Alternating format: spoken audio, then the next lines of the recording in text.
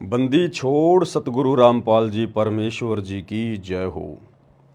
सत्साई भाई और बहनों, दया परमपिता परमेश्वर जी की, सतगुरु रामपाल जी भगवान की, जिनके विशेष आशीर्वाद से, विशेष कृपया से दास एक बार पुनः आप सभी भगत भाई बहनों के सामने अध्यात्म से संबंधित कुछ विशेष बातें जो परमात्मा दास को प्रेरणा करते हैं और जिन विशेष बातों की वर्तमान में सारी संगत को विशेष आवश्यकता है आगे बढ़ने के लिए, तो उस विषय पे हम चर्चा करेंगे। हमारे अंदर दृढ़ विश्वास पैदा होगा, साथ ही हमें भक्ति मार्ग पर आगे बढ़ने की प्रबल प्रेरणा बनेगी।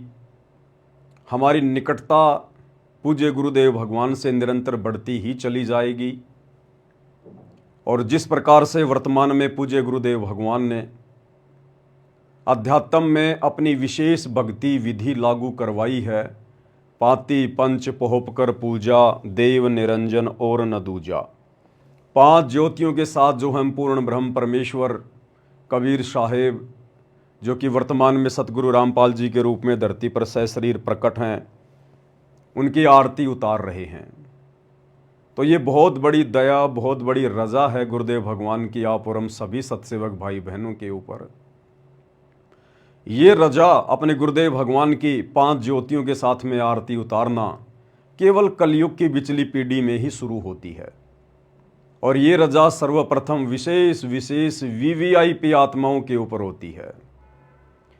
तो भाई और बहनों, वीडियो को ज़्यादा से ज़्यादा शेयर करें। बहुत सारी बातें आज हम करेंगे क्योंकि इस समय सभी भगत भाई बहनों को एक दूसरे से जुड़कर रहना बहुत ज़रूरी है। इस समय परमात्मा की आप और हमारे ऊपर छप्पर फाड़ मेहर हो रही है और ये वो समय है, कहते हैं ना कि या तो बाबा जेल में या फिर बाबा रेल में। ये वो समय चल रहा है अध्यात्म का, गुरु को प्रसन्न करने का। अगर हम दृढ़ता के साथ साथ संगति से जुड़े रहे और अपने गुरुदेव भगवान को प्रसन्न करने की दिशा में आगे बढ़ते रहे तो हमारा बेड़ा पार है, फिर हमारे मोक्ष में कोई चूक नहीं है। और इस समय इन आध्यात्मिक क्रियाओं को लेकर यदि किसी ऐरे गहरे नत्थु बैरे आधे अधूरे भगत के कहने से, डगमग करने से, मन में शंका पैदा करने से यदि हम जरा भी बैक हो गए, जरा भी पीछे हट गए, जरा भी मन में दोष आ गया, तो भाई और बहनों फिर कई युगों पीछे चले जाएंगे, कई युगों पीछे। तो दास वीडियो शुरू करने से पहले सर्वप्रथम गुरुदेव भगवान का जयकारा लगाएगा, परमात्मा की स्तुति करेंगे। उसके बाद बैठकर हम परमेश्वर जी के आशीर्वाद से आगे की चर्चा शुरू करेंगे। बंदी छोड़ सतगुरु रामपाल जी भगवान की जय हो। परमपिता परमात्मा सारी सृष्टि के रचनहार, कुल मालिक, असंख्य ब्रह्मांडों के स्वामी, जगत गुरु, तीनों लोकों में प्रवेश करके सबका भरण पोषण करने वाले, राजाधिराज, आत्माधार, नाथों के नाथ, देवों के देव महादेव, सर्वेश्वर महेश्वर, मृत्युंजय, अजरो अमर, आदि अनादि, सनातनी प्रभु, जगत पिता जगदीश्वर, श्री श्री 1008 की उपाधि के वास्तविक अधिकारी, अकाल मूरत सौद स्वरूपी राम वासुदेव, सर्वगतम ब्रह्म, परम पूज्य, प्रथम पूज्य, परम संत, परम पुरुष, परम धनी, परम दयालु, सत्य कबीर, हक्का कबीर, अल्लाहु कबीर, अल्लाहु अकबर, बाखबर, अल्लाह ताला, जगत के तारणहार, जगत के मुक्तिदाता, जगत के जगन्नाथ, हारे के सहारे, हिंदुओं के राम, मुसलमानों के अल्लाह, सिखों के वाहिगुरु, ईसाइयों के मसीह, दया के सागर दया निधि, करुणा के सागर करुणा निधि,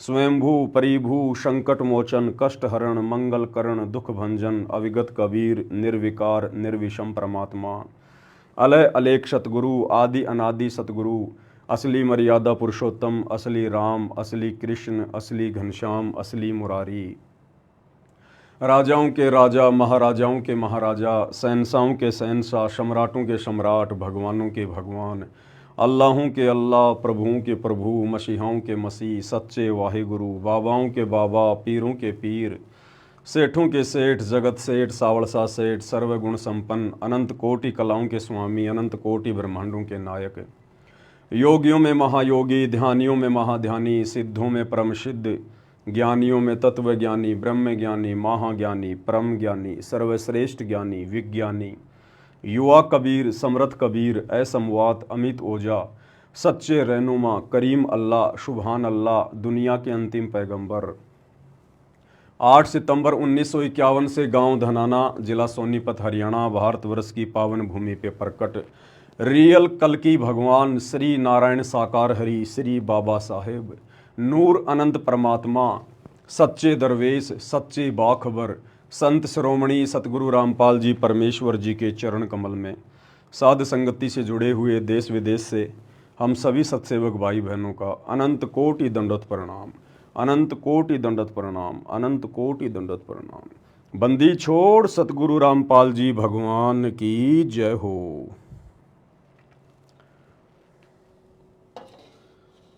सच्चाई भाई और बहनों, दया है परमपिता परमेश्वर जी की, सारी सृष्टि के मालिक की, सतगुरु रामपाल जी भगवान की, पूज्य गुरुदेव भगवान के श्री चरण कमल में अनंत कोटि दंडवत प्रणाम। हे परमपिता परमात्मा, हम नीचों पर इसी प्रकार से अपनी दया बना के रखना परमात्मा, हमें अध्यात्म में निरंतर आगे की ओर बढ़ाते हुए चलना परमेश्वर। तो भाई और बहनों, दया है गुरुदेव भगवान की, जिनके आशीर्वाद से दास एक बार पुनः आप सभी के सामने लाइव आया है। कुछ एक छोटी छोटी बातें हैं जिनके ऊपर हमने विशेष तौर पर ध्यान रखना होगा। आप और हमारे ऊपर गुरुदेव ने वर्तमान में जो दया की है, जो रजा बख्शी है, भाई और बहनों, ये दया इस सृष्टि में किसी के ऊपर नहीं है, सृष्टि में किसी के ऊपर। 5 ज्योतियों के साथ में पूर्ण ब्रह्म परमात्मा कबीर देव सतगुरु रामपाल जी परमात्मा जी की आरती उतारने का जो सौभाग्य है, वो इस कलयुग की बिचली पीढ़ी में चंद आत्माओं को मिलता है। आने वाले समय में तो पूरी दुनिया उतारेगी, नाक रगड़ रगड़ के उतारेगी, और दूसरा कोई ऑप्शन किसी के सामने रहेगा ही नहीं। जब दुनिया की आंखें खुलेंगी महाविनाश के समय में 2028 के आसपास, जब मुसलमान भाई परेशान हो चुके होंगे, थक चुके होंगे, अपने अल्लाह को पुकार पुकार के मस्जिदों में सिजदा कर करके, लेकिन उस महाविनाश के समय में जब उनकी किसी प्रकार की कोई भी सहायता कहीं से नहीं होगी, और जब पता चलेगा कि वर्तमान में धरती पर तो एकमात्र अल्लाह एक ही है, सतगुरु रामपाल जी के रूप में आया हुआ है, तो मुसलमान धर्म के भाई बहनों की चौंध टूटेगी कि इन हमारे धर्म गुरुओं ने, मुल्ला मौलवियों ने, उलेमाओं ने, काजियों ने हमारे को गुमराह करके रखा हुआ था कि अल्लाह बेचून है, अल्लाह निराकार है, अल्लाह धरती पे नहीं आता, अल्लाह कभी मनुष्य के रूप में नहीं आता। तो इनका मोतियाबिंद हटेगा। इनकी आंखों के ऊपर जो मुसलमान धर्म के धर्म गुरुओं ने जो अज्ञानता का पर्दा डाल रखा है, अल्लाह को निराकार कह के, इनका वो पर्दा हटेगा और सतगुरु रामपाल जी के चरणों में नाक रगड़नी पड़ेगी अंत में, और ये 5 ज्योति के साथ आरती उतारनी पड़ेगी और मानव धर्म को अपनाना पड़ेगा, क्योंकि पता चल जाएगा कि मुसलमान धर्म तो शैतान का चलाया हुआ है, सच्चे खुदा अल्लाह कबीर का नहीं है। इसी प्रकार हिंदू धर्म के मानने वाले जो अपने आप को सनातनी कह रहे हैं, जानते नहीं सनातन का सह भी। किसी से भी पूछ लो भाई 4 वेदों के क्या नाम है, गीता जी में कितने श्लोक हैं, गीता जी में कितने अध्याय हैं, जरा गीता जी का कोई एक श्लोक तो सुनाओ। 99.99% हिंदुओं को नहीं पता ये बात है, और कहते हैं हम सनातनी, हम सनातनी। तो इनका भी भ्रम टूटेगा सन 2028 के आसपास, महाविनाशकारी समय के उस समय पे, जब ये थक चुके होंगे अपने देवी देवताओं के आगे नाक रगड़ रगड़ के, मंदिरों में जा जाके प्रार्थनाएं कर करके, और जब उस महाविनाशकारी समय में, जिस समय अकाल, बाढ़, भूकंप, वायरस, महामारी, युद्ध, गृह युद्ध, उस समय जब कोई भी इनकी सहायता के लिए नहीं आएगा, तो अंत में अपनी जान बचाने के लिए मजबूरन सतगुरु रामपाल जी इस कल्कि भगवान के चरणों में आना पड़ेगा।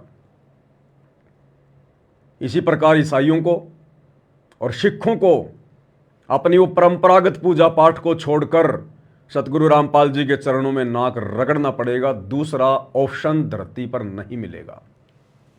परंतु आप और हमारा सौभाग्य है कि आज हम अपने गुरुदेव भगवान की परमात्मा के रूप में पहचान कर पाए, और ये पहचान उनकी विशेष रजा के बिना, उनके विशेष आशीर्वाद के बिना नहीं हो सकता। गुरुदेव जिन आत्माओं पर दया बख्शेंगे, रजा करेंगे, जिन आत्माओं से अपनी पहचान करवाएंगे, वही आत्माएं सतगुरु रामपाल जी में कबीर भगवान को देख सकती हैं। अन्यथा भाइयों और बहनों, चाहे आप 24 घंटे उनकी गोद में बैठे रहिए, आपको आभास भी नहीं होगा कि सतगुरु रामपाल जी कौन परम शक्ति है। और इसका सबसे बड़ा उदाहरण है सतगुरु रामपाल जी का कलयुगी परिवार। सतगुरु रामपाल जी के बेटा बेटी, भाई बंधु, रिश्तेदार, उनकी पत्नी, उनके आड़ोसी पाड़ोसी, उनके रिश्तेदार, ये कोऑर्डिनेटर, आज ये लोग अंधकार में हैं। ये लोग सतगुरु रामपाल जी को मानुष समझते हैं। मानुष अपने जैसा मनुष्य, मां के गर्भ से जन्म लेकर आए हुआ एक आम व्यक्ति मानते हैं। और एक दाढ़ी मूछ वाली, कबीर जी की समझे जाने वाली बेजुबान, मुर्दा, नकली फोटो को जून के महीने में कबीर प्रकट दिवस मनाकर अपना भगवान मानकर पूज रहे हैं। इनकी बुद्धि को चोर हर ले गए, चोर। पत्थर पड़े इनकी बुद्धि पर। सतगुरु रामपाल जी की 90% संगत के बुद्धि पे पत्थर पड़े हैं। ये बुद्धि परमात्मा ने केवल अपने सत्सेवक बच्चों की खोली है, जिन्हें आज अपने गुरु में परमात्मा दिखाई दे रहा है। और गुरु को परमात्मा माने बिना इस कलयुग की पिछली पीढ़ी में आप सतलोक का दरवाजा भी नहीं देख सकते। दरवाजा भी, सतलोक में परमानेंट बैठना तो बहुत दूर की बात है। इसीलिए तो आदरणीय गरीबदास जी ने 350 साल पहले अपने सदग्रंथ साहिब में बार बार जिक्र किया है, गुरु मानुष कर जानते वो नर कहिए अंध, ओए दुखी संसार में आगे काल के फंद। कबीरा ते नर अंध हैं जो गुरु को कहते और, हरि के रूठे ठोर है, सतगुरु के रूठे नहीं ठोर। 7 दीप 9 खंड में गुरु से बड़ा ना कोई, करता करे ना कर सके, सतगुरु करे सो होय। दास गरीब कहे नर लोई, सतगुरु को चीने बिरला कोई। कोई बिरले आत्मा होंगी जो अपने गुरु में परमात्मा के दर्शन करेंगी और हृदय से, आत्मा से अपने गुरु को ही परमपिता परमेश्वर मानकर अन्य सबको अपने घर से बाहर निकालकर केवल अपने गुरु को हृदय में बैठाकर उनकी पूजा करेंगी। हर वो आध्यात्मिक क्रिया करेंगी जो मर्यादाओं के अंदर है और जो गुरु को प्रसन्न करने वाली हैं। तो इस पृथ्वी पर आज वर्तमान में, बल्कि यूं कहिए पूरे 21 ब्रह्मांड में, केवल आप और हम चंद सत्सेवक भाई बहनों का ये भाग्य उदय हुआ है।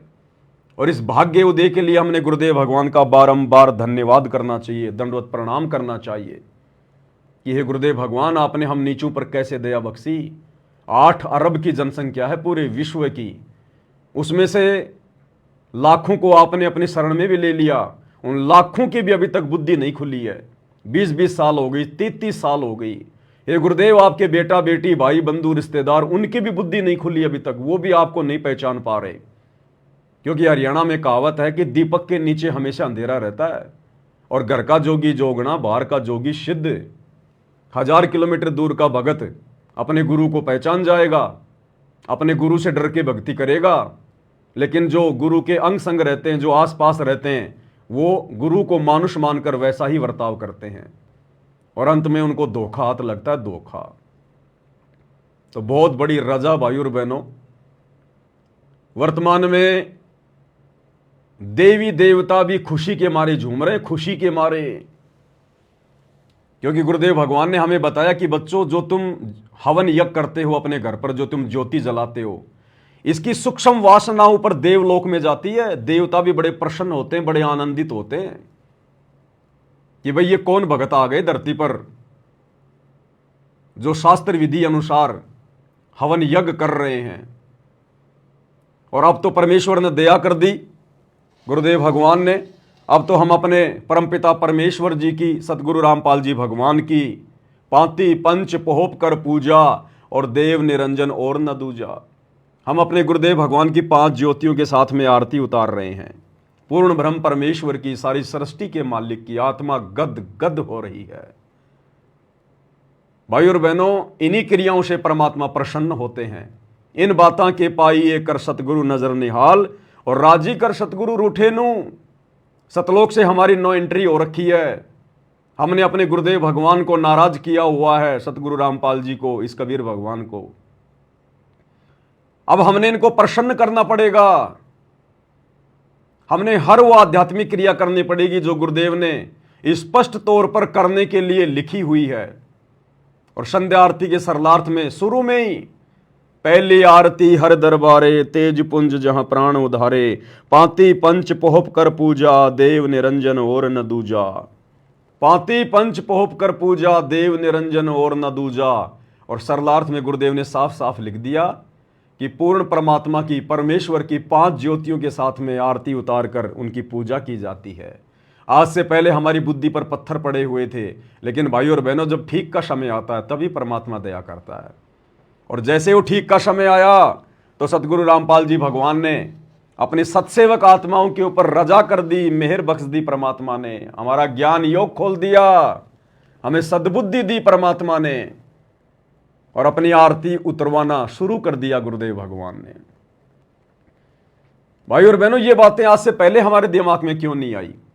अगर एक आध आत्माओं के दिमाग में भी आई तो परमात्मा ने उसको लागू नहीं होने दिया, क्योंकि ठीक के समय से पहले कोई भी आध्यात्मिक क्रिया संगत में लागू नहीं होती, क्योंकि ये परमात्मा का मार्ग है।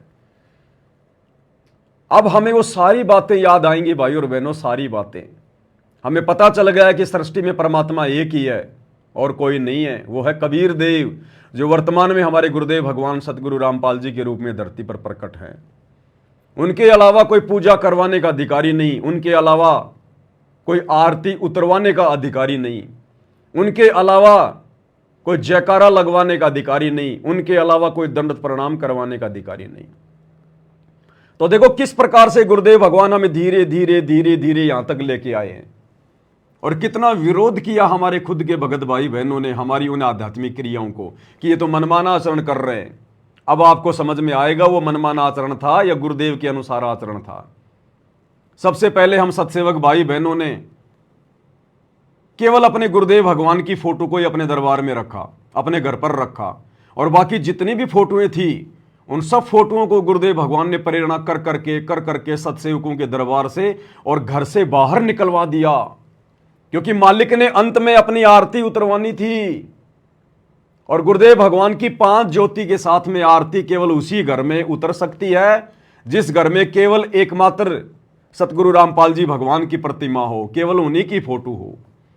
जिस घर में गुरुदेव के अलावा किसी और की फोटो है, गरीबदास जी की, दादा गुरु जी की, पंडित चिदानंद जी की, या दाढ़ी मूछ वाले नकली कबीर की, उस घर में कभी भी ये आरती सफल नहीं हो सकती, क्योंकि हमें पतिव्रता पद पर आकर इस भक्ति को सफल बनाना है।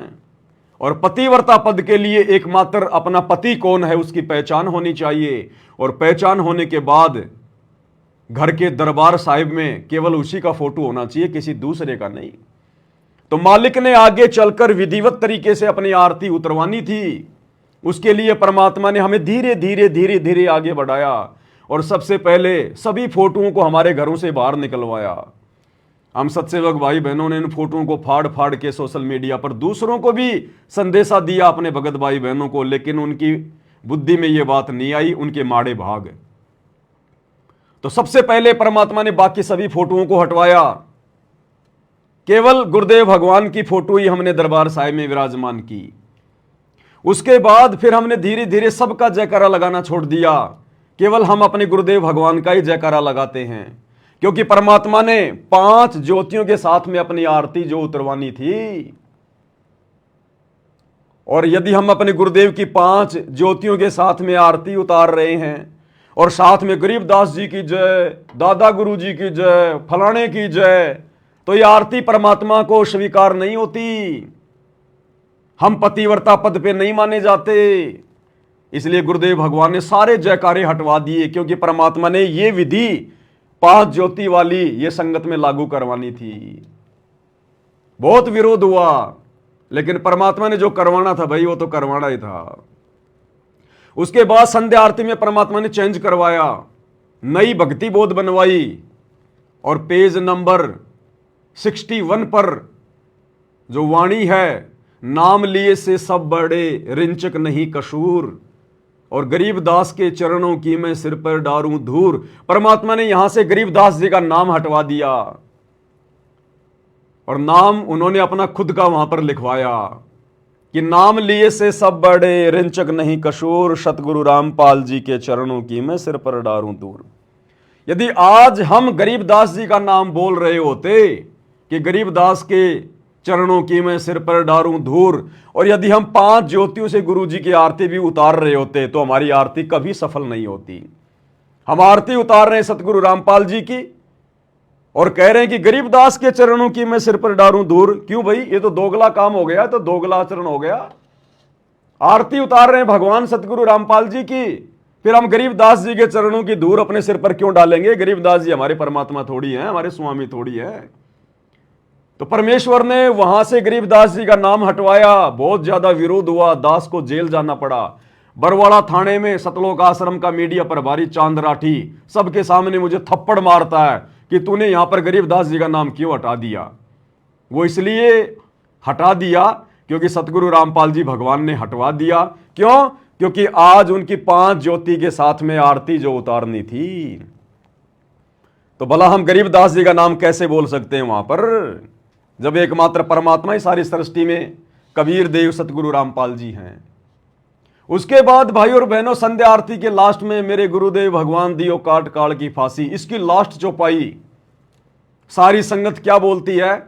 स्वामी राम देवानंद जी दाता आपकी घणी सतावे बाता, तेरा रामपाल अज्ञान किया शतलोक का वासी।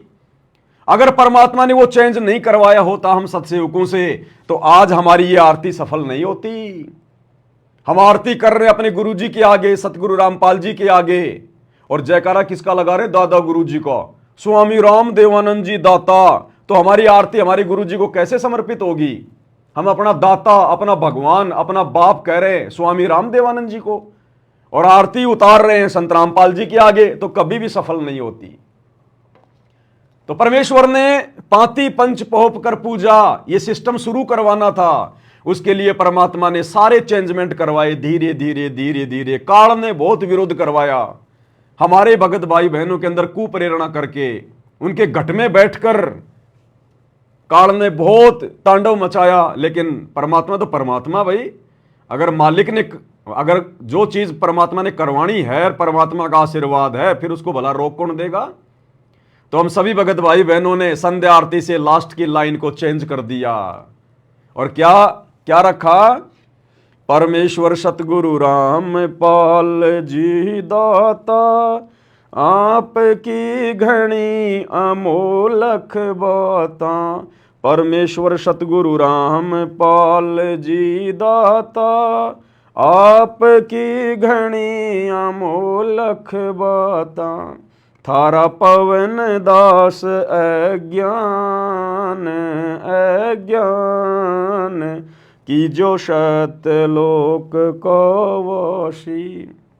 यानी अपना अपना नाम सभी भगत भाई बहन बोलते हैं। अब बताओ, इस आरती के साथ में, 5 ज्योति के साथ में, हम ये कैसे कह सकते हैं कि तेरा रामपाल अज्ञान किया सतलोक का वासी? हम अपने भगवान को अज्ञानी कहेंगे? हम अपने भगवान को इस जीभ से अज्ञानी शब्द कैसे बोल सकते हैं कि तेरा रामपाल अज्ञान? तो परमेश्वर ने वो चेंज करवाया कि बच्चों, मैंने तुम्हें अध्यात्म में आगे लेके जाना, भक्ति मार्ग में।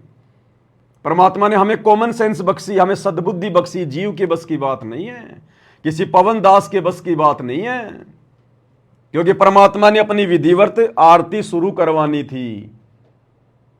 अरे दादा गुरु जी हमारे दाता थोड़ी है, हमारे स्वामी थोड़ी, हमारे भगवान थोड़ी हैं। हम क्यों बोलेंगे उनको? स्वामी राम देवानंद जी दाता आपकी घनी सतावे बाता। कौन सी बातें सताएंगी हमें? हमने तो कभी उनकी शक्ल भी नहीं देखी, हम तो कभी उनसे मिले भी नहीं, हमने तो कभी उनके सत्संग भी नहीं सुने, फिर हमें भला उनकी कौन सी बातें सताएंगी? और वो हमारे दाता कहां से हो गए? ना उन्होंने हमें ज्ञान दिया, ना कोई नाम दिया, वो हमारे दाता कहां से हो गए? तो भाई और बहनों, वो वाणी पूज्य गुरुदेव जी गुरु शिष्य परंपरा का निर्वाह करते हुए, और जो उन्होंने आदरणीय राम देवानंद जी को 17 फरवरी 1988 को जो मुंह बोला गुरु बनाया था, लोक दिखावे में आप और हमें पाठ पढ़ाने के लिए कि अपने गुरु के प्रति शिष्य ने कितना अधीन होना चाहिए, तो गुरुदेव भगवान अपने मुंह बोले गुरु जी को ऐसा कह रहे हैं कि स्वामी राम देवानंद जी दाता आपकी घनी सतावे बाता, तेरा रामपाल अज्ञान की सतलोक का वासी। लेकिन हमारे गुरु जी कौन है? दादा गुरुजी नहीं है, हमारे गुरुजी सतगुरु रामपाल जी हैं। तो हम अपने गुरुजी के लिए बोलेंगे यहां पर कि परमेश्वर सतगुरु रामपाल जी दाता, आपकी घोड़ी अमोलक बाता और थारा पवन दास अज्ञान की ओ सतलोक का वासी। तब ये आरती सफल होगी। आरती कर रहे हैं और अपने गुरुजी को कह रहे हैं तेरा रामपाल अज्ञान, तेरा रामपाल अज्ञान। हमारी आरती लाख जन्म में सफल नहीं हो सकती।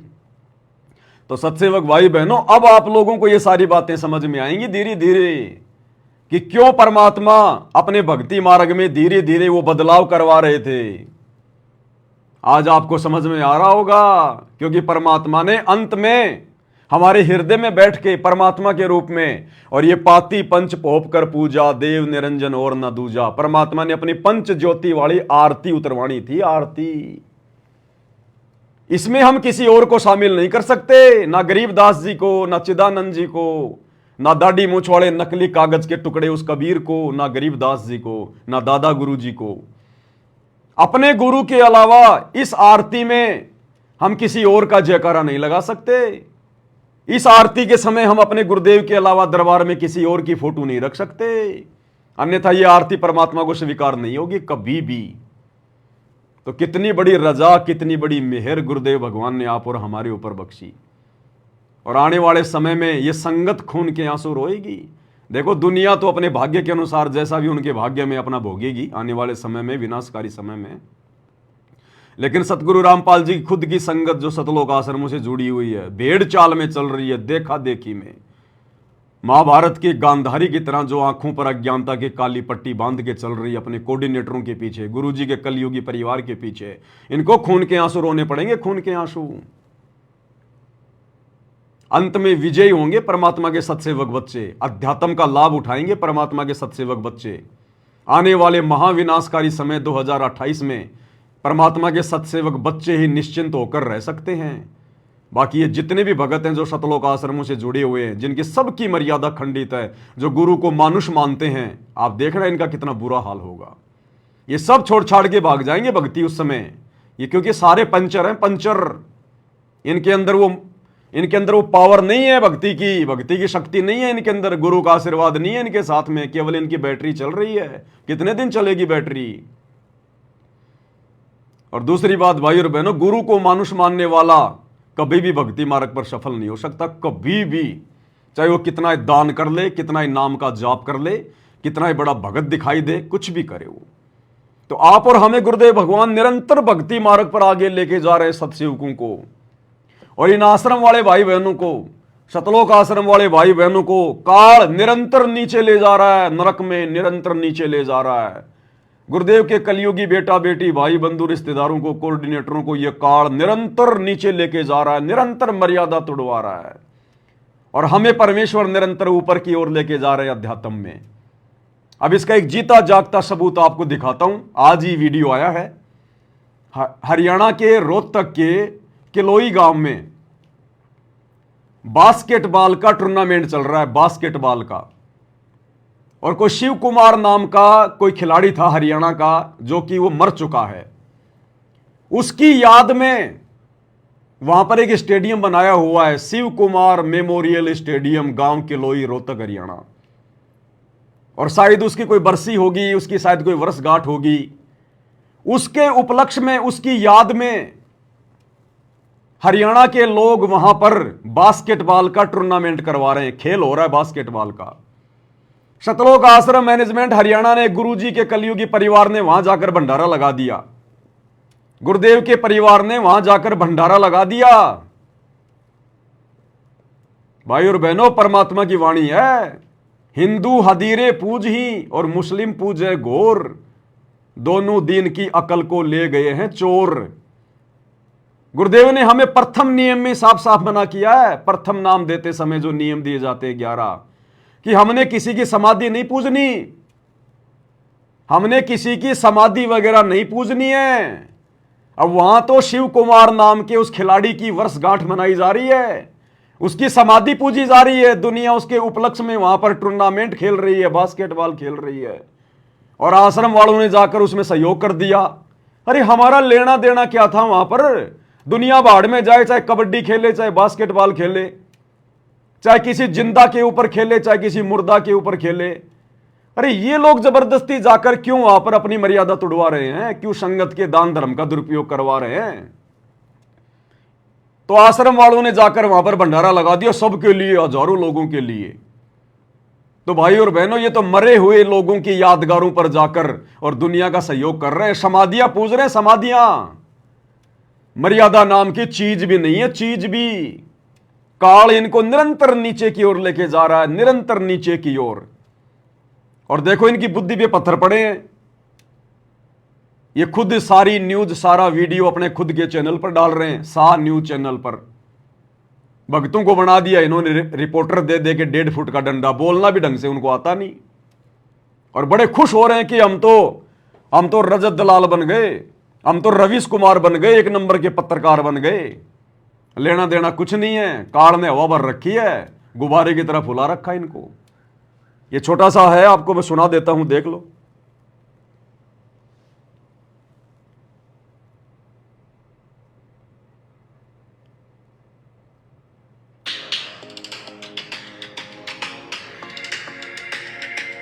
नमस्कार दर्शकों, मैं सुनील कुमार, एसए न्यूज हरियाणा से। आप सभी जानते हैं कि हरियाणा प्रदेश ने देश को काफी लाल दिए हैं, जो कि मशहूर खिलाड़ी हुए हैं, इंटरनेशनल खिलाड़ी हुए हैं। ऐसे ही रोहतक जिले से, गांव कलोई से एक इंटरनेशनल खिलाड़ी हुए हैं, शिव कुमार जी।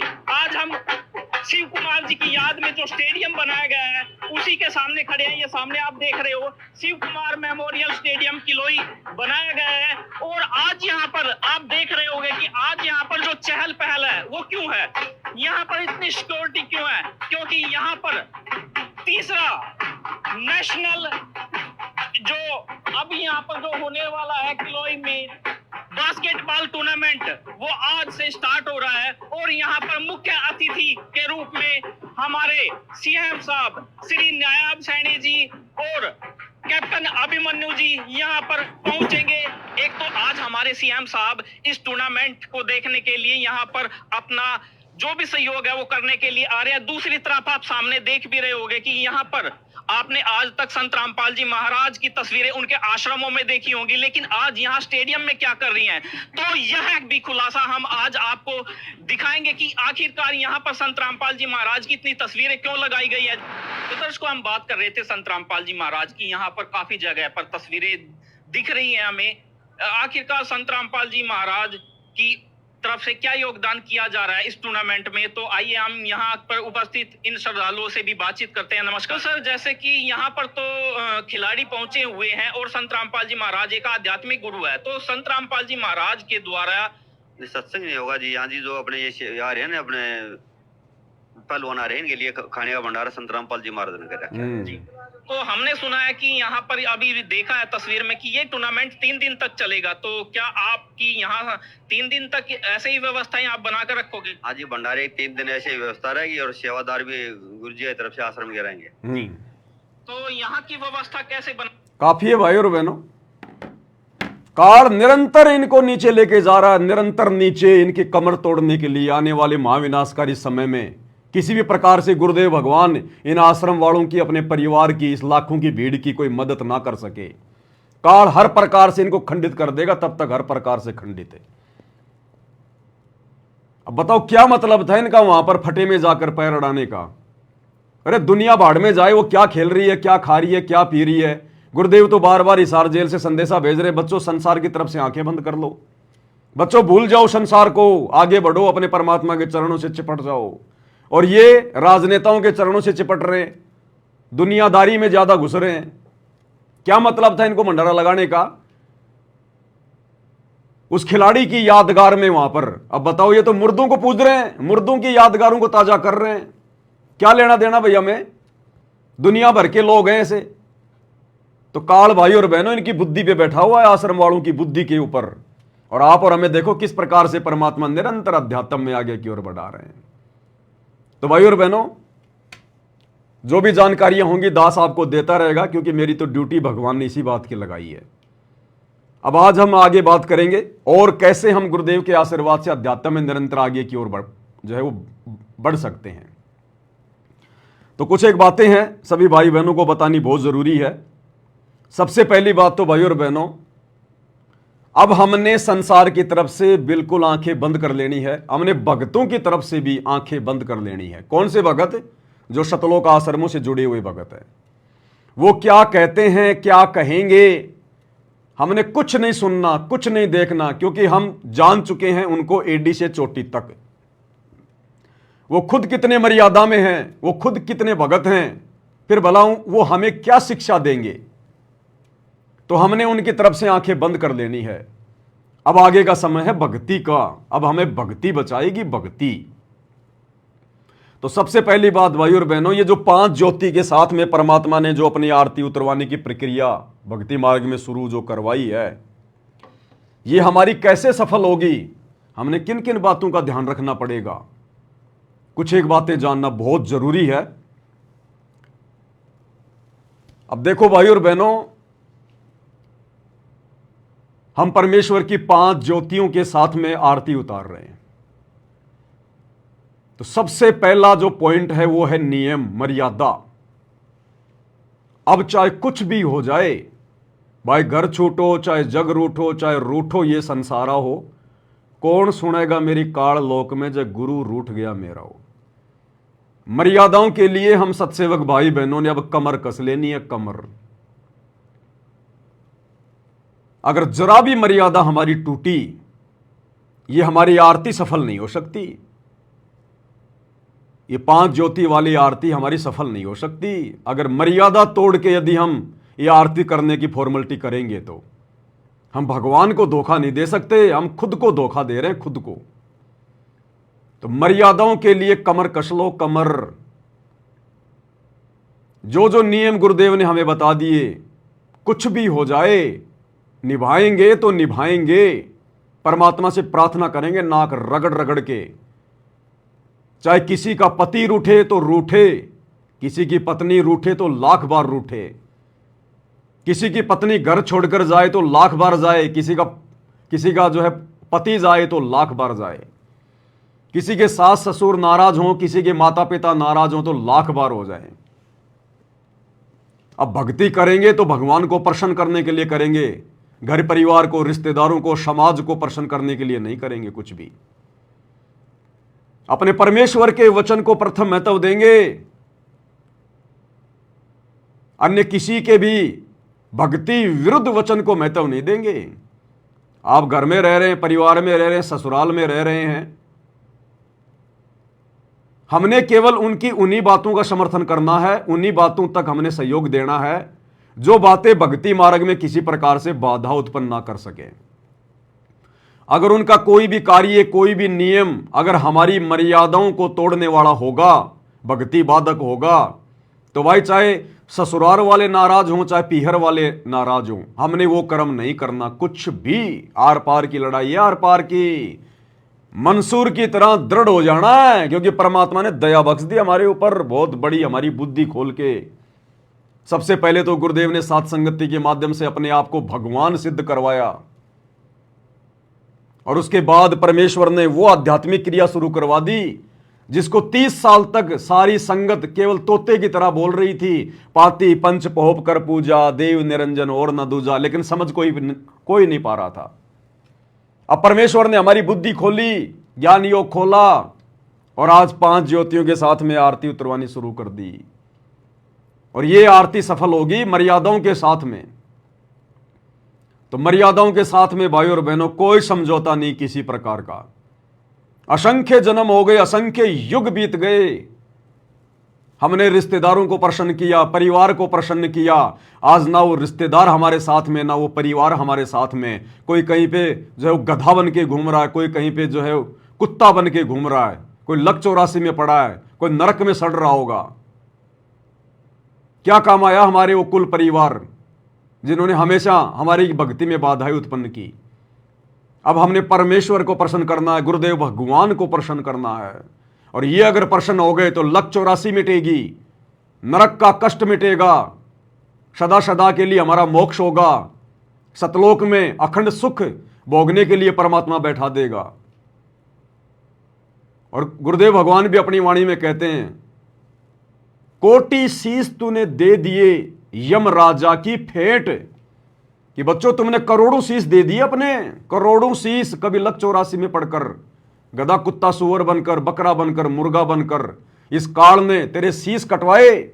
करोड़ों शीश तूने दे दिए यम राजा की फेंट, फेंट यानी झटके से लेता है, जबरदस्ती। और एक शीश दे के देख ले सतगुरु अपने की भेंट, कि तू एक सिर अपना अपने सतगुरुदेव भगवान के चरणों में ज्ञान को आधार बना के समर्पित कर दे। सतगुरु को शीश देने का मतलब है मर्यादाओं में रहकर भक्ति कर, चाहे कितना ही संघर्ष क्यों ना करना पड़े। फिर देख उस एक शीश के बदले में मैं तुझे क्या दूंगा। ये काल जो तूने इसको करोड़ों शीश दे दिए, फिर भी तुझे इसने कुछ नहीं दिया धोखे के अलावा। और एक शीश अपने गुरुदेव को समर्पित करके देख कि ये जीवन मेरा आगे का मेरे गुरुजी के लिए, संसार कुछ नहीं है मेरे लिए, ये तो जेल है, जेल सतलोक की। मैं तो कष्ट भोग रहा हूं यहां पर, राजा बन के भी, महाराजा बन के भी, देवता बन के भी। यहां तो पाप और पुण्य दोनों हमारे लिए घातक है, घातक। पाप कर्मों से तो आदमी वैसे दुखी, और पुण्य कर्मों से वो राजा बनेगा, राजा बन के पाप कमाएगा, अगले जन्म में गधा बनेगा। वो पुण्य भी हमारे लिए जेल है। तो ये शीश हमने अपने गुरुदेव को समर्पित करना है, ये जीवन अपने गुरुदेव को समर्पित करना है। मर्यादा नहीं तोड़ेंगे तो नहीं तोड़ेंगे। अनजाने में टूट गई, परमात्मा माफ करेगा। अब हम किसी का कोई दबाव नहीं मानेंगे, और फिर हमारे साथ हमारा भगवान रहेगा। जब हम इतने दृढ़ हो जाएंगे ना मर्यादाओं के लिए, गुरुदेव को प्रसन्न करने के लिए, परमात्मा शीश पे आके बैठ जाएगा, अपने बच्चे के शीश पे आके। घनघोर घटा परमात्मा ऐसे टाल देगा उन संकटों को एक सेकंड में। हमने दृढ़ विश्वास बना के रहना है। तो यह सबसे पहला नियम है, तब हमारी ये आरती परमात्मा स्वीकार करेगा, सुबह के नित्य नियम के समय, संध्या आरती के समय। अन्यथा हमारी आरती सफल नहीं हो सकती। अगर जरा भी मटके में छेद हो गया, जरा भी मटके में छेद हो गया, आप पानी डालते रहो, पानी नीचे से निकलता रहेगा, अंत में प्यासा मरना पड़ेगा, प्यासा। तो जरा भी मर्यादा टूट गई तो भाई भक्ति मार्ग में फिर हमारी कमाई जो है वो निकलती रहेगी। ये सूक्ष्म खेल है सारा का सारा। दूसरी बात भाई और बहनों जो बहुत ज्यादा इंपॉर्टेंट है, जब भी हम अपने प्रभु की आरती उतारें, अपने गुरुदेव भगवान की, अपने परमेश्वर की, सुबह के समय अगर आप नहा सकते हो तो बहुत अच्छी बात है, नहीं नहा सकते हो तो अपना हाथ मुंह धो के अच्छे से उसके बाद। और दोनों समय, क्योंकि दोपहर को हमने ये 5 दीपक वाली आरती जला के आरती नहीं करनी है, सुबह और शाम, सुबह के नित्य नियम के समय और शाम को संध्या आरती के समय। ध्यान रहे भाई और बहनों, हमने बिल्कुल चिंता मुक्त होकर आरती उतारनी है, चिंता मुक्त होकर। आप दिन भर अपने काम पे गए, आप 20 लोगों से मिले, किसी ने अच्छा कहा, किसी ने बुरा कहा, किसी ने टेंशन दी तो किसी ने कोई खुशी दी। लेकिन जब शाम को हम अपने घर पर आ रहे हैं और अपने गुरुदेव भगवान की आरती कर रहे हैं, हमने बाहर की चिंताओं को घर के दरवाजे के बाहर ही पटक देना है। हमने सारा दिन अपने धंधे पे, अपनी ऑफिस में, अपनी मजदूरी में क्या किया क्या नहीं किया, हम कितने लोगों से मिले, हमारा जो है वो किसी के साथ में मनमुटाव हुआ, किसी ने जबरदस्ती हमारे साथ में जो है कोई दिक्कतें कोई पैदा की, कुछ नहीं सोचना हमने। क्योंकि भगत अपनी तरफ से तो किसी के साथ में गलत व्यवहार कभी करेगा नहीं, जो भगत होगा। और दुनिया जबरदस्ती हमारे साथ में गलत व्यवहार करने की कोशिश करेगी तो हमारा बिगाड़ कुछ पाएगी नहीं, तो भगत ने टेंशन लेने की जरूरत ही नहीं। फिर हमारा भगवान हमारे साथ है, हमारा गुरुदेव हमारे साथ में, बाड़ी बाका नहीं होने देगा परमात्मा। तो आरती करते समय, सुबह की आरती और शाम की आरती करते समय हमने बिल्कुल चिंता मुक्त होना है। और परमात्मा कहते हैं प्रेम मगन होए आरती गावे। हमने मगन होकर प्रेम के साथ हमारा पूरा ध्यान आरती में, गुरुदेव के चिंतन मनन में, उनकी सलोनी सूरत में, भक्ति भाव के आसपास है। सो संध्या हमरे मन मानी, कहे कबीर सुनो रे ज्ञानी, मन पसरे को घट को आने। परमात्मा कहते हैं सारी चिंताओं को भूल जा, वो आरती मुझे स्वीकार होगी। तो आरती उतार रहा अपने गुरुदेव की, अपने गुरुदेव की आरती उतार रहा है, और तेरा ध्यान भग रहा है तेरे धंधे पे, तेरी ऑफिस में, तेरी लेबर के अंदर, या किसी और काम के अंदर, या किसी और चिंता के अंदर तू फंसा हुआ है। तो तेरा ध्यान कहां है? तू तो फॉर्मेलिटी कर रहा है, तेरा मन तो कहीं बाहर भटक रहा है और हाथ से तू खाली पूजा की थाल हिला रहा है। वो आरती परमात्मा को स्वीकार नहीं होगी, बिल्कुल नहीं होगी। जितना गुड़ डालेंगे उतना ही मीठा होगा। तो अब हमने चिंता मुक्त होकर अपने प्रभु की आरती उतारनी है। चिंता मुक्त होकर दुनिया भाड़ में जाए, काम धंधा भाड़ में जाए, नुकसान तो नुकसान, फायदा तो फायदा। हमारा नुकसान हमारा फायदा सबसे बड़ा इस भक्ति में है। भक्ति सफल नहीं हुई तो सबसे बड़ा नुकसान है। दुनिया में इससे बड़ा नुकसान कोई दूसरा नहीं है। और अगर भक्ति सफल हो गई तो सबसे बड़ा लाभ है, ये सबसे बड़ा फायदा, इससे बड़ा कोई फायदा नहीं पूरी सृष्टि में। तो चिंता मुक्त होकर, मगन होकर हमने आरती करनी अपने गुरुदेव भगवान की। बाहर की चिंता बाहर, काम धंधे की चिंता काम धंधे तक सीमित है। अब हमने गुरु को प्रसन्न करना है। हमने दुनिया को बहुत प्रसन्न कर लिया, हमने हमारे बॉस को बहुत प्रसन्न कर लिया, ऑफिस का काम ऑफिस तक। इसके बाद नहीं भाई, घर पे फोन नहीं आना चाहिए, सेठ जी ध्यान रख लेना। तो चिंता मुक्त होकर, इसके अलावा जब हम आरती करना शुरू करें तो भाई ये जो अपने मोबाइल वगैरह है ना, इनको बिल्कुल बंद, या तो बंद कर दो या इनको फ्लाइट मोड पे लगा दो और इनको उल्टा करके रख दो, उल्टा करके, ताकि हमें किसका फोन आ रहा है वो भी ना दिखाई दे, वो भी ना पता चले हमें, हमारा ध्यान बिल्कुल ना भटके। आरती उसी भगत की सफल होगी जो भगत आरती के समय केवल आरती का ही काम करेगा। बीच में फोन आ रहा है, आप बात कर रहे हो, हाँ हाँ ठीक है ठीक है ठीक है, मैं आरती कर रहा हूं, बाद में फोन करूंगा, ये भी नहीं बोलना। उठाना ही नहीं है इसको, भूल जाओ कि मेरे पास में मोबाइल है। फ्लाइट मोड पे लगा दो, स्विच ऑफ कर दो, उल्टा करके रख दो, इसकी रिंगटोन बंद कर दो, नो डिस्टरबेंस, हमें कोई व्यवधान नहीं चाहिए। काम धंधा बड़ा नहीं है भगवान की आरती से, भगवान की भक्ति से। कोई अर्जेंट काम है वो पहले कर लो, आरती करने से पहले। किसी को फोन करना हो पहले कर लो। सुबह की 1 घंटे की आरती, शाम की 1.25 घंटे की आरती, बिल्कुल बंद मोबाइल। कोई अर्जेंट काम है अपना पहले कर लो। दास सेवा में था, कल आते समय एक भगत भाई के घर पे आ गया और सोचा भाई चलो यहां कर लेते हैं परमात्मा की आरती। आरती करनी है मालिक की। हाथ मुंह धोके परमात्मा की ज्योतियां जलाई, आरती उतारना शुरू कर दिया। शुरू में दास ने ले ली थाल हाथ में परमात्मा की, दास मालिक की आरती उतारने लग गया। अब बीच में भगत जी फिर डिस्टर्ब करने लग गए। मोबाइल उन्होंने बंद नहीं किया। कभी बीच बीच में ऑटो बुक कर रहे हैं, कभी बीच बीच में फोन उठा रहे हैं। तो उनकी भी आरती है सफल और साथ में दूसरे का भी ध्यान भटका रहे हैं। तो वो आरती भी परमात्मा स्वीकार नहीं करेगा। वो अंतर्यामी, वो देख रहा भाई, हम फॉर्मेलिटी नहीं कर रहे, सामने कोई फोटो थोड़ी रखी है। अगर ये पूजा की थाल हमने हाथ में उठा ली तो ये ना सोचिए कि सामने संत रामपाल जी की फोटो है। सतगुरु रामपाल जी साक्षात विराजमान है, साक्षात, वरना ये आरती हमारी सफल नहीं हो सकती। पांति पंच पोप कर पूजा, अगर गुरुदेव भगवान साक्षात सूक्ष्म रूप में आकर विराजमान ना हो तो ये आरती हमारी सफल नहीं हो सकती। ये फोटो के आगे थोड़ी कर रहे हैं हम। फोटो तो केवल एक माध्यम है ताकि हमारी याद बनी रहे। हम फोटो की पूजा नहीं कर रहे, हम मूर्ति पूजा नहीं कर रहे। मूर्ति केवल एक यादगार है।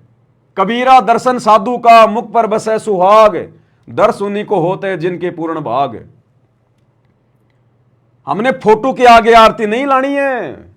हमने ये देखना है सामने मेरे गुरुदेव भगवान विराजमान है सूक्ष्म रूप में। अनंत कोटि ब्रह्मांडों के स्वामी, अनंत कोटि कलाओं के स्वामी, जितने मर्जी रूप बना ले गुरुदेव भगवान। गरीब सब पदवी के मूल हैं, सकल सिद्धि हैं तीर, और दास गरीब सतपुरुष भजो अविगत कला कबीर। ये काल 21 ब्रह्मांड का स्वामी 1000 कला का स्वामी है, भगवान है। ये 1000 रूप बना सकता है एक बार में। अक्सर पुरुष 10,000 कलाओं का स्वामी है, एक बार में वो 10,000 रूप बना सकता है। और ये सारी सृष्टि के मालिक सतगुरु रामपाल जी भगवान, ये कबीर देव अनंत कोटि कलाओं के स्वामी हैं, जितने चाहे उतने रूप बना ले परमात्मा। ये अपने सभी बच्चों के घरों पर जब ये आरती शुरू होती है या गुरुदेव भगवान को भोग लगाया जाता है, परमात्मा उस समय आकर विराजमान हो जाते हैं। अन्यथा ना तो हमारा भोग सफल हो सकता और ना हमारी ये 5 बत्ती वाली आरती सफल हो सकती।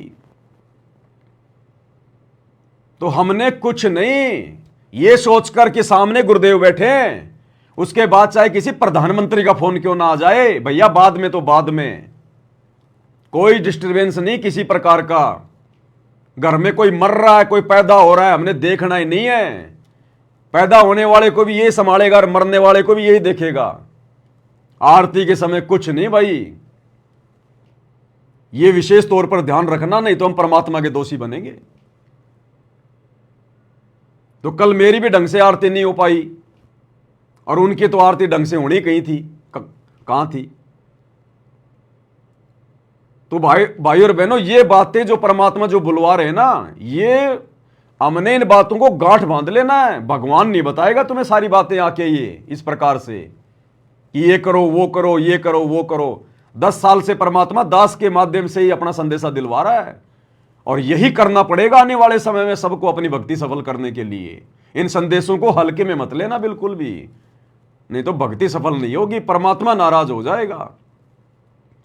अरे किसी मुख्यमंत्री ने आपको मीटिंग में बुलाया है और आप 20 आदमी या जो 10 आदमी हैं मैन आप मुख्यमंत्री के सामने मीटिंग में बैठ गए। मीटिंग हो गई शुरू और मुख्यमंत्री उधर से आपको भाषण दे रहा है, आपको कुछ समझा रहा है, और उस मीटिंग में यदि कोई आदमी बीच में मोबाइल आ गया और उस मोबाइल को उठा के हाँ जी वो टेम्पो बुक हो गया, ठीक है जी हो गया, वो OTP आ गया ना, आ गया। सोचो मुख्यमंत्री का क्या रिएक्शन होगा। इतनी इंपॉर्टेंट मीटिंग चल रही है और बीच में आदमी मोबाइल से बातें कर रहा है, वो अपनी बेइज्जती समझता है मुख्यमंत्री कि इसको मेरा कोई डर ही नहीं है, इसको मेरी कोई जोहमल की वो चिंता ही नहीं है इसको, ये मुझे नॉर्मल आदमी समझ रहा है क्या। मैं यहां पर इतनी गहन मीटिंग कर रहा हूं, इतनी अच्छी बातें बता रहा हूं और ये बीच में, ये बिल्कुल ही सीरियस नहीं है, ये बीच में बात कर रहा है। उसी समय मीटिंग से बाहर कर देगा और अपने दिल से उतार देता वो मुख्यमंत्री उसको कि ये बड़ा निकम्मा आदमी है, इसको जरा भी इसको शर्म नहीं है। और भाई और बहनों, हमारे सामने कौन होते हैं जब हम आरती करते हैं परमात्मा की? मुख्यमंत्री। तो उनके आगे कुछ लगता भी नहीं है। 21 ब्रह्मांड का स्वामी ज्योति निरंजन ब्रह्मा विष्णु महेश 33 करोड़ देवी देवता उनके चरणों की धूल के बराबर भी नहीं है। हम उस मुख्यमंत्रियों के मुख्यमंत्री सतगुरु रामपाल जी भगवान की आरती उतारते हैं और यदि हम बीच में डिस्टर्ब करेंगे तो भगवान कुछ नहीं कहेगा, वो प्रकट होके नहीं कहेगा कि देख तू ये क्या कर रहा है, बीच में बात क्यों कर रहा है। वो तो लिखता रहता है, पॉइंट बनाता रहता है कि तूने इतनी गलतियां की, तूने गड़बड़ियां की। उसी हिसाब से फिर हमारे को फिर जो है वो रिजल्ट मिलेगा, तो हमें जो है परिणाम मिलेगा। तो बिल्कुल भी हमने ये मोबाइल वगैरह का यूज नहीं करना, कुछ नहीं। जब परमात्मा ने संध्या आरती में कह दिया कि प्रेम मगन होए आरती गावे, तो प्रेम मगन होने का मतलब क्या है? अपने गुरुजी में अपना प्यार, अपने गुरुजी के प्रति चिंतन मनन ध्यान। अरे इसीलिए तो भगवान ने शुरू करवाई आरतियां। ये आरती परमात्मा ने इसीलिए तो शुरू करवाई है ताकि मेरे बच्चों का ध्यान ना भटके, क्योंकि अब ये काल ध्यान भटकाएगा। समय बहुत नजदीक है महाविनाश का, प्राइम टाइम चल रहा है, तो हमारा ध्यान ना भटके उसके लिए तो गुरुदेव ने हमें यह विधि बताई, हमसे यह विधि लागू करवाई। और हम इसमें भी अगर मोबाइल पे बात करेंगे तो फिर कैसे हमारा फिर बताओ जो है वो भला होगा? फिर कैसे हमसे भगवान प्रसन्न होगा? फिर तो हम हल्के में ले रहे भगवान को। तो ये हमने बिल्कुल भी नहीं करना है, बिल्कुल भी। तीसरी बात, मान लीजिए आपके घर में संध्या आरती शुरू हो गई और आप जी 5 मिनट बाद में आए, तो भैया अब नहीं चलेगा कि 5 मिनट बाद में आए, दंडवत प्रणाम किया और थाली लेके गुरुजी की आरती उतारने लग गए। भैया दोबारा से आरती करनी पड़ेगी शुरू से। भले आप आरती उतारो ना उतारो अकेले, वो आपकी मौज, आपकी अपनी मर्जी, लेकिन आरती बीच में नहीं चलेगी। अगर आरती करनी है तो बिल्कुल आरती में शुरू से ही गुरुदेव भगवान के जयकारे के साथ मंगलाचरण से ही आरती में खड़ा होना पड़ेगा। घर में आरती हो रही है, आप जी मतलब जो है 5 मिनट लेट आए, आपने देखा यहां तो आरती शुरू हो गई, आरती पहुंच गई जो है मतलब कि 56 नंबर पेज पे, ऐसी आरती अपरंपारा था के ब्रह्मा वेद उचारा, हाथ मुंह धोके तुम भी खड़े हो गए लेके भक्ति बोध। ये नहीं चलेगा, अब नहीं चलेगा बिल्कुल भी, बिल्कुल भी। जिस प्रकार कोई आदमी भूखा है और घर पर आया, आते ही उसने देखा कि भाई मेरा बेटा खाना खा रहा है, मेरी मां खाना खा रही है, मेरा बाप खाना खा रहा है, और बाप खाना खा चुका है, बस थोड़ी सी भूख है, हल्की सी, लास्ट का समय चल रहा उसका। क्या उस समय वो बेटा अपने बाप के पास में बैठ के खाना खाएगा कि ठीक है ये 2 टुकड़े बच रहे हैं बस मैं तो यही खा लूंगा? नई थाली लगवाएगा, नई थाली, कि मेरे को तो 4 रोटी चाहिए पूरी, तब जाके पेट भरेगा, सारा दिन का भूखा हूं। तो आरती फिर हमारी कैसे सफल होगी? हमें आरती की, भक्ति की भी उतनी भूख होनी चाहिए, उतनी प्यास होनी चाहिए। तो अब ये नहीं चलेगा, या तो शुरू से ही आरती करो या फिर नए सिरे से आरती होगी दोबारा से पूरी, बीच में आरती में शामिल नहीं हो सकते अब हम। और अब हमने सारे काम छोड़कर, देखो परमात्मा धीरे धीरे धीरे धीरे आगे बढ़ाएगा। परमात्मा ने हमारी सबसे पहले वो गंदी आदत छुड़वाई। हम गुरु जी की ऑडियो वीडियो लगा के आरती किया करते थे, काम धंधा करते रहते थे, माता बहनें अपनी सब्जी बनाती रहती थी, कोई अपनी झाड़ू निकाल रही है। फिर परमात्मा ने हम सत्सेवकों पे दया बख्शी, परमात्मा ने अपनी ऑडियो वीडियो से आरती जो है करवाना हमसे दूर किया। हम भक्ति बोध लेकर आरती करने लगे खड़े होके। अब जो ये पांति पंच पोप कर पूजा, देव निरंजन और न दूजा, ये फाइनल विधि है, फाइनल विधि। अब भैया कोई काम नहीं, अपना काम या तो पहले करो या अपना काम बाद में करो। आधा 1 घंटे में कुछ नहीं बिगड़ने वाला। या तो सब्जी रोटी अपनी पहले बनाओ या फिर सब्जी रोटी बाद में बनाओ। तीनों समय की आरती के समय कोई काम धंधा नहीं, कोई झाड़ू पोछा नहीं, कोई सब्जी पूरी नहीं। आरती तो आरती, सबसे पहले भक्ति, प्रथम काम भक्ति, दूसरा काम दूसरा। अब नहीं चलेगा बिल्कुल भी, ये ध्यान रखना स्पेशल। तीसरी चीज, आप जी आरती कर रहे हैं और आरती के बीच में अगर कोई आपका भगत भाई आ गया या कोई रिश्तेदार आ गया, आपने उसकी तरफ देखना नहीं है, पीछे मुड़ के, सामने भगवान बैठा है और किसको देखेगा? भगवान के अलावा उससे ज्यादा महत्व किसी को नहीं। उससे मिलना है, कुछ भी करना है आरती के बाद में। आप जी तो आरती उतार रहे हो, पहली आरती हरि दरबारे, तेज पुंज जा प्राण उदारे। पीछे से कोई भगत जी आ गए, सत्साहेब भगत जी, सत्साहेब सत्साहेब सत्साहेब सत्साहेब, पहली आरती हरि दरबारे, सत्साहेब सत्साहेब। ये नहीं चलेगा, अब ये नौटंकी नहीं चलेगी बिल्कुल भी। चाहे प्रधानमंत्री क्यों ना आ जाए आपके घर पे, पहले आरती में ध्यान पूरा, उसके बाद में राम रमी करेंगे, सत्साहेब करेंगे। पहले आरती होगी पूरी कंप्लीट, लास्ट में गुरु जी को दंडवत करके उठेंगे, उसके बाद में देखेंगे अगर किसी से सत्साहिब करना है, किसी से राम रमी करनी है, उसके बाद में। आरती के बीच में कौन आ रहा है, कौन जा रहा है, कोई रिश्तेदार है, कोई भगत भाई है, कुछ भी है, चाहे ब्रह्मा विष्णु महेश आके बैठ जाओ आपके घर पे, गुरु जी की आरती खत्म होने के बाद में उनकी तरफ देखना है। मन में भी ध्यान नहीं करना कि ब्रह्मा विष्णु महेश आके बैठे हैं।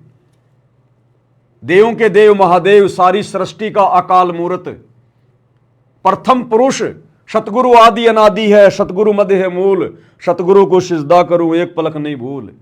सतगुरु पूर्ण ब्रह्म है, सतगुरु आप अलेख, सतगुरु रमता राम है, यामे मीनन अमेक। इनसे बड़ा सृष्टि में कोई नहीं है। बाकी सेकंड नंबर पे चाहे ब्रह्मा विष्णु महेश भी आके बैठ गए हो आपके सोफे पे, आपने ध्यान भी नहीं देना।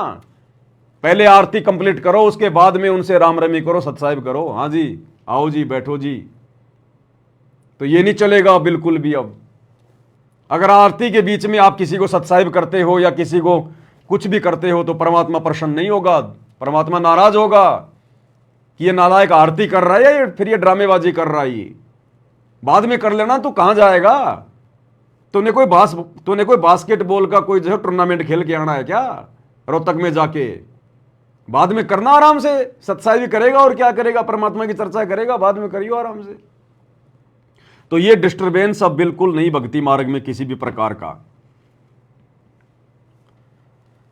इसके बाद भाई और बहनों, कुछ एक भाई बहनों की छोटी छोटी शंकाएं आई हैं। भगत जी, अब हम जो 5 ज्योतियों के साथ में आरती कर रहे हैं परमपिता परमेश्वर जी की, तो क्या हमने सुबह नहाना जरूरी है? देखो भगत जी, ऐसा है, अगर नहा सको तो बहुत अच्छी बात है। पहले हम इन पत्थरों की पूजा किया करते थे, मंदिरों में जा जाके पूजा करते थे। जब तक नहाते नहीं थे हमें अंदर से संतुष्टि नहीं होती थी। हम सोचते थे हमारी भक्ति आदि अधूरी है, खंडित है भक्ति।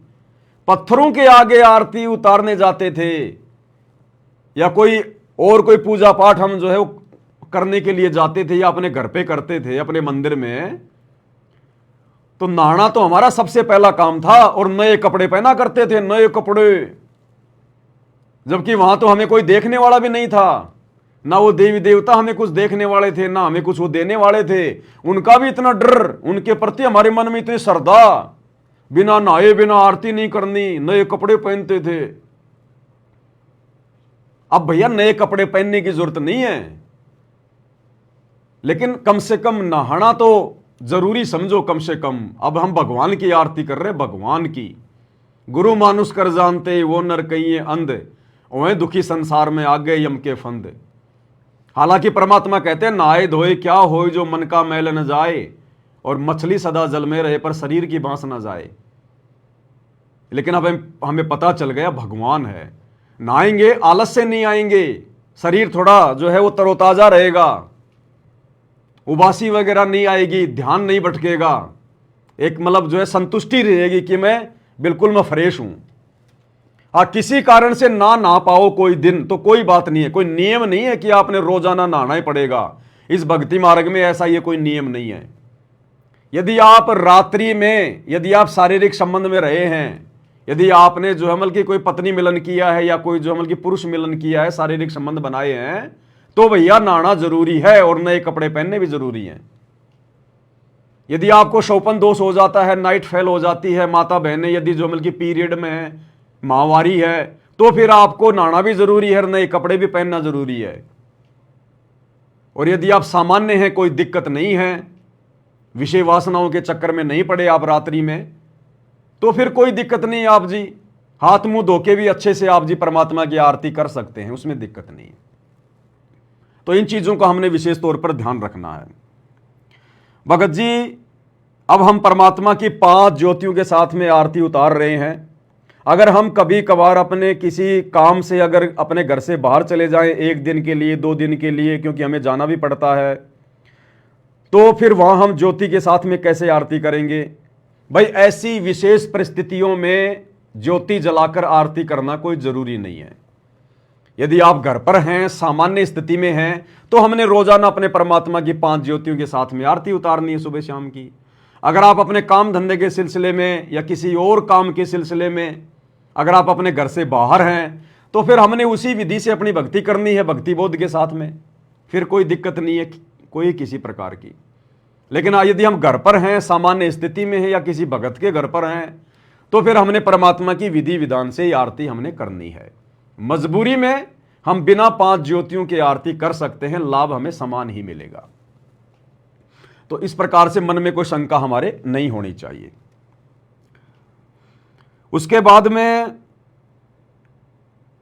एक चीज का विशेष ध्यान रखना भाई और बहनों, क्योंकि देखो हमारा फालतू का खाना पीना छूट गया। चाय तक हम सत्सेवक पीते नहीं हैं। बाहर का ये समोसा, ये कचौड़ी, चाउमीन, ये बर्गर वगैरह, बाहर का जूस भी नहीं पीते हम तो। जूस भी चाहे वो कितनी साफ सफाई से बनाओ, लेकिन वो बनाने वाला तो सांसारिक है, उसके मन में तो पता नहीं क्या क्या विचार चल रहे हैं। तो जैसा खाओगे अन्न वैसा होगा मन, जैसा पियोगे पानी वैसी होगी वाणी। हम तो बाहर का पानी भी मजबूरी में पीते हैं, अपना घर का लेके जाते हैं बोतल भर के। और जो खाना दाना है वो जो हम लोग संयमित होके हम खाते हैं, पेट भरने के लिए नहीं खाते हम। तो आरती के समय भगत भाई बहन ये कोशिश करें कि जो मतलब गैस वगैरह ना छोड़ें, पाद वगैरह ना मारे भाई बहन। अगर ऐसी कोई ज्यादा प्रॉब्लम है तो थोड़ी देर के लिए बाहर चले जाओ बाथरूम की तरफ, क्योंकि दूसरे भाई बहन भी जो है मल की बदबू आएगी तो फिर बेचारे परेशान होंगे, उनका जो मल की ध्यान भटकेगा उनका। तो आरती के समय अपने शरीर से गैस वगैरह ना छोड़ें। देखो परमात्मा ने पहले से हमारे को उसी हिसाब से जो की तैयार किया है। अरे गैस क्यों आएगी फालतू की? जब बाहर का खाना खाएंगे, समोसे कचौरी बर्गर फलाना दिखना, मन में आया वही खा लिया, वही देख लिया, तो ये समस्या आएगी। अब परमात्मा ने 2-3 साल से हमारा सब कुछ बंद कर रखा है बाहर का, घर का शुद्ध खाना खाते हैं, भगवान को भोग लगा के खाते हैं, तो दिक्कत हमारे को होनी नहीं चाहिए। टाइम टू टाइम अपना फ्रेश हो, दिक्कत कहाँ आएगी आपको? फिर भी अगर ऐसी कोई प्रॉब्लम है, कोई ज्यादा ही समस्या है, और यदि आरती के समय यदि आपकी जो बल्कि गैस वगैरह आ रही है, तो 2 मिनट के लिए थोड़ा साइड में हो जाओ, बाथरूम की तरफ जाके चक्कर काट के आ जाओ। अन्यथा वहां पे आप जी बल्कि बदबू फैलाओगे, दूसरे भाई बहनों का ध्यान भटकेगा, तो फिर जो बल्कि दोषी बनेंगे हम। तो हमने कोशिश करनी है, ये आरती के समय हमने गैस वगैरह बिल्कुल भी नहीं छोड़नी है, ध्यान रखना है इस बात का। इसके अलावा एक भगत की छोटी सी शंका थी, मुझे ऑडियो भेजी थी उन्होंने, ऑडियो तो मैं ध्यान नहीं कहाँ है वो। तो वो कह रहे थे कि भगत जी मैंने गुरुजी का एक वीडियो देखा था, बहुत पुराना है, जिसमें गुरुजी संध्या आरती को करते समय जो है 5 ज्योतियां जो है वो जला रहे हैं, आरती हो रही है संध्या आरती के समय की। वो तो ठीक है भगत जी, पाती पंच पोप कर पूजा, देव निरंजन और न दूजा, गुरुजी खुद भी आरती कर रहे हैं। लेकिन गुरुजी ने पूजा की थाल के अंदर धूप बत्ती वगैरह, अगरबत्ती वगैरह, वो कपूर वगैरह, वो भी भगत जी उसमें रखा हुआ है। तो ये क्या प्रोसीजर है भगत जी? क्या हमने भी धूप बत्ती लगानी है, अगरबत्ती लगानी है? तो ये हमने बिल्कुल भी नहीं करना है। हमारे लिए जो आदेश है हमने केवल उतना ही करना है।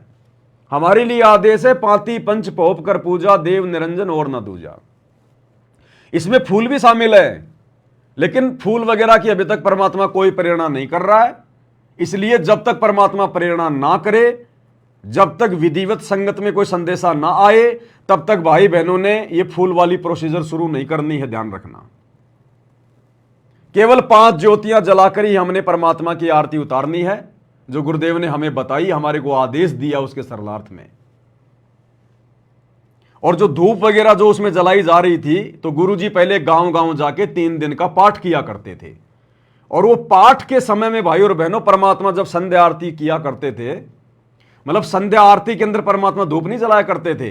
वो जो वीडियो है वो परमात्मा को भोग लगाया जा रहा है। भोग लगाते समय जो बीच में जो आता है ना, ये पाती पंच पोप कर पूजा, देव निरंजन और न दूजा, वो उस समय उसमें धूप रखी जाती है, उसमें तो सुपारी भी रखी जाती है, उसमें 1.25 रुपया भी रखा जाता है उसके मटके के ऊपर, कलश के ऊपर। तो हमने ये सब कुछ नहीं करना।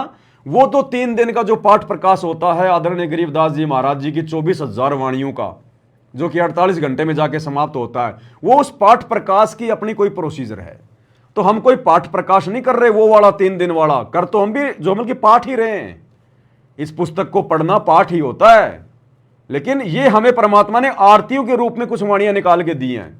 और एक होता 3 दिन का पाठ पूरा, वो गरीबदास जी का जो है वो सदग्रंथ साहिब को आगे रख के जो है वो किया जाता है, वो नहीं। वो पाठ प्रकाश के समय की प्रोसीजर है। धूप बत्ती, अगरबत्ती, सुपारी वगैरह रखना, 1.25 रुपया रखना, वो पाठ प्रकाश के समय की प्रोसीजर है। हमारे लिए गुरुदेव का केवल इतना ही आदेश है, हमने केवल यही करना है। उसके बाद में एक भाई की शंका आई कि भगत जी आपने वीडियो बनाया था, पाती पंच पोप कर पूजा, देव निरंजन और न दूजा, और फिर आपने गुरुजी का वीडियो दिखाया था कि देखो भाई सतगुरु रामपाल जी भी 5 बत्तियां जला के और ये आरती कर रहे हैं, हम तो अपने गुरुजी से सीखेंगे। तो उसने कहा कि भगत जी ये तो पाठ प्रकाश के समय गुरुजी कर रहे थे, ये तो पाठ के समय की जाती है, वो तो पाठ प्रकाश हो रहा था। तो मैं उस भाई से कहना चाहता हूं कि हम जो 3 समय की आरती कर रहे हैं, हम कोई गरुड़ पुराण बात रहे हैं क्या? अरे हम जो 3 समय की आरती पढ़ रहे हैं, ये कोई गरुड़ पुराण का पाठ है क्या? उसी गरीबदास जी के सदग्रंथ साहिब में से वाणियां निकाल के गुरुदेव ने हमें पाठ करने के लिए दी है। जब आप भक्ति बोध को पढ़ोगे कभी हाथ में लेके, तो भक्ति बोध को खोलने से पहले उसके नीचे लिखा हुआ मूल्य, उसके मूल्य के आगे लिखा हुआ नित्य नियम पाठ। यानी इसका हमने रोजाना पाठ करना है। तो हम भी तो पाठ ही कर रहे हैं तीनों समय का। हम कौन सा जो हमल की भागवत पढ़ रहे हैं या कोई गरुड़ पुराण का पाठ कर रहे हैं? हमारा भी तो पाठ ही है ये। और गुरुदेव भगवान का आदेश हो गया संध्या आरती के सरलार्थ में कि 5 ज्योतियां जलाकर परमेश्वर की पूजा की जाती है। अब ये थोड़ी कहेंगे कि मेरी पूजा करो, मैं हूं तुम्हारा परमेश्वर। उसके लिए गुरुदेव ने हमारे को तत्व ज्ञान दे दिया, मनुष्य शरीर दे दिया, सरलार्थ में लिख के दे दिया। अब ढोल बजा के थोड़ी कहेंगे गुरुदेव। तो ये छोटी छोटी शंकाएं हैं भगत भाई बहनों की, और ये बताना बहुत जरूरी है भाई और बहनों, क्योंकि ये भक्ति का प्राइम टाइम चल रहा है इस समय जो परमात्मा रजा बख्श रहे हम सत्सेवकों के ऊपर, सृष्टि में किसी के ऊपर नहीं है। आश्रम वालों को तो काल सिर पर बैठकर निरंतर नीचे की ओर ले जा रहा है, मर्यादा तुड़वा तुड़वा के। उन भाई बहनों का कोई आचरण ठीक नहीं है, कोई उनकी मर्यादा ठीक नहीं है, कोई उनका दीन धर्म ठीक नहीं है। खाली नाम के भगत हैं कि हम संत रामपाल जी के भगत हैं, बाकी मर्यादा किसी की नहीं है, एक की भी ज्ञान आधार नहीं है बिल्कुल भी। लठ वाले जानवर हैं, जिधर से लकड़ी दिखा दो उधर ही हो लेंगे। तो इस समय भाई और बहनों यदि हम नीचे गिर गए तो भाई और बहनों फिर हम कभी जिंदगी में नहीं उठ पाएंगे, युग युग बीत जाएंगे फिर हमारे को। और इस समय अगर किसी ने हिम्मत कर ली, संघर्ष कर लिया, दृढ़ रहा, किसी के तोड़ने से नहीं टूटा, काल के दूत, काल के एजेंट संगत में घुस के भगत बनकर जो बैठे हुए हैं, वो हमारे अंदर शंका पैदा करने का प्रयास करेंगे। तरह तरह की उल्टी सीधी बातें, बीजक की बाता कहे बीजक नाई हाथ, पृथ्वी डूबवण उतरे कर कर मीठी बात है। काल ना जाने क्या क्या प्रयत्न करवाएगा। उसको तो आग लग गई, आग कि एक एक घर में एक एक दिन में 10-10 हवन यज्ञ हो रहे हैं, 10-10 हवन यज्ञ। परमात्मा की विधिवत आरती शुरू हो गई, उसके बाग में आग लग गई, तन बदन में आग लग गई, बौखला गया काल पूरी तरह से। वो कोशिश करेगा हमारे मन में शंका पैदा करने की कि मैं जितने सत्सेवकों को तोड़ सकूं तोड़ लूं।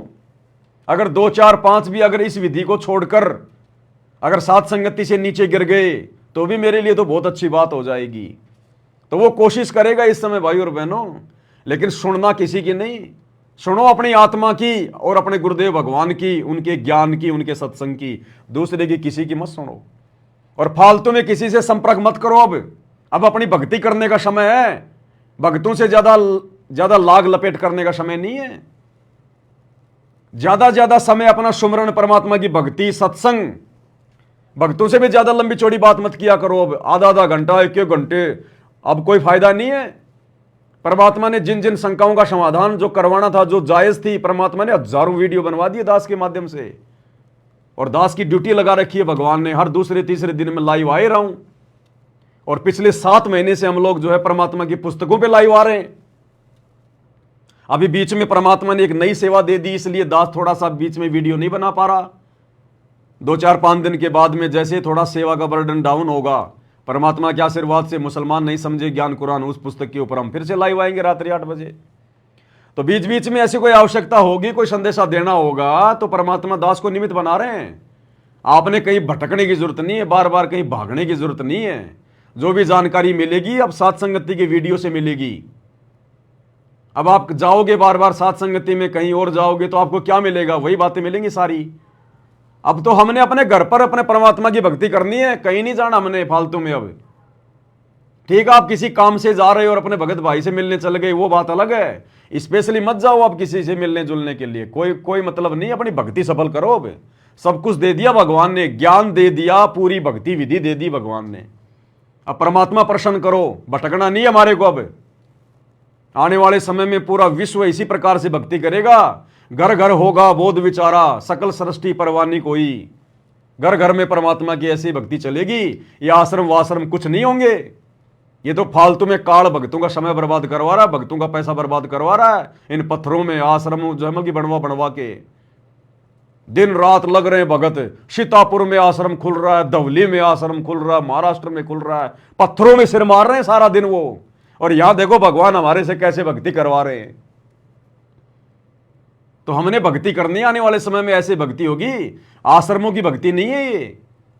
आश्रम की जरूरत तो केवल हमारे गुरुदेव भगवान को केवल इसलिए पड़ी ताकि एक बार अपने बच्चों को बैठा के ज्ञान समझा दूं, या प्रमाण वगैरह में सारे जो मतलब दिखा दूं। ये डीवीडी बन जाए, सीडी बन जाए, उसके बाद फिर ये सोशल मीडिया क्यों दिए गुरुजी ने? ये टीवी, रेडियो, इंटरनेट, मोबाइल क्यों दिए गुरुजी ने? घर बैठ के सुनो सत्संग और अपनी भक्ति करो, धक्के खाने की जरूरत कहां है? तो गुरुदेव के सतलोक जाने के बाद में कोई आश्रम नहीं, कुछ नहीं, अपने घर बैठ के इसी प्रकार से भक्ति होगी। उसी की तो प्रोसीजर परमात्मा ने शुरू करवाई है सात संगतियों के माध्यम से। आज हम सात संगत वाले पिछले 8-10 साल से कहीं नहीं जा रहे, ना किसी आश्रम में धक्के खाने जाते, ना किसी नामदान सेंटर पे जाते हम धक्के खाने, और कोई परमात्मा हमारी मर्यादा नहीं टूटने देता, और बढ़िया परमात्मा हमारे साथ में रहता है, बढ़िया हमारी भक्ति हो रही है। तो आने वाले समय में इसी प्रकार से पूरा विश्व भक्ति करेगा, कहीं धक्के नहीं खाएगा। घर घर में घर घर आश्रम बन जाएंगे, घर घर आश्रम, पांचों यज्ञ घर घर में होंगे, घर घर में। अन्यथा फिर वरना फिर गुरु जी के जाने के बाद फिर वही धंधा बन जाएगा, ये जैसे मंदिर, मस्जिद, चर्च, गुरुद्वारे जो मिलके धंधा बन गए। और वर्तमान में गुरु जी के रहते सहते गुरु जी के परिवार ने, इन कोऑर्डिनेटरों ने इन आश्रमों को जो मिलके धंधा बना दिया। तो सोचो गुरु जी के जाने के बाद क्या होगा अगर आश्रम इसी प्रकार से होगा। तो कोई आश्रम नहीं है, घर से बड़ा कोई आश्रम नहीं है। आज हम वो फायदा इन आश्रमों में जाके नहीं उठा सकते जो फायदा हम अपने घर पर भक्ति करके उठा रहे हैं। तो यही प्रोसीजर चलेगी आने वाले समय में। तो अब किसी की मत सुनो, आगे पीछे मत देखो, बिल्कुल भी, बिल्कुल नहीं देखना। केवल अपने भगवान को देख के चलना है, अपनी आत्मा के कल्याण को देख के चलना है। मर्यादा ना टूट जाए, गुरुजी किसी भी पॉइंट पे नाराज ना हो जाए, बस इस बात का विशेष तौर पर ध्यान रखना है। हमने भक्तों को देखना, ना हमने समाज को देखना। भक्तों तक भी केवल इतना ही लगाव रखो कि जिससे हमारा समय ज्यादा बर्बाद ना हो। अगर भक्तों में भी आपस में अगर हमारा प्यार मोह हो गया, लगाव अगर हद से ज्यादा हो गया, हम फंस जाएंगे। ये देखा देखी हो जाएगी, फिर लोक लाज में आ जाएंगे फिर। तो भक्तों की यारी दोस्ती अलग और परमात्मा वाली अलग, ध्यान रखना इस बात का। इसके अलावा जूली बहन की एक ऑडियो आई है, सुन लेते हैं परमात्मा जी के आशीर्वाद से।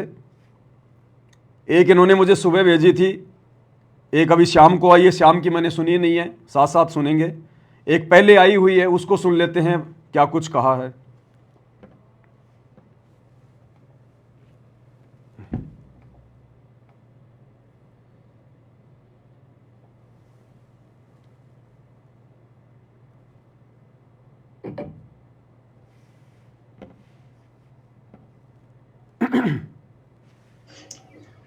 बंदी छोड़ सतगुरु रामपाल जी भगवान जी की जय हो बंदी छोड़ की लौट कोनी और की।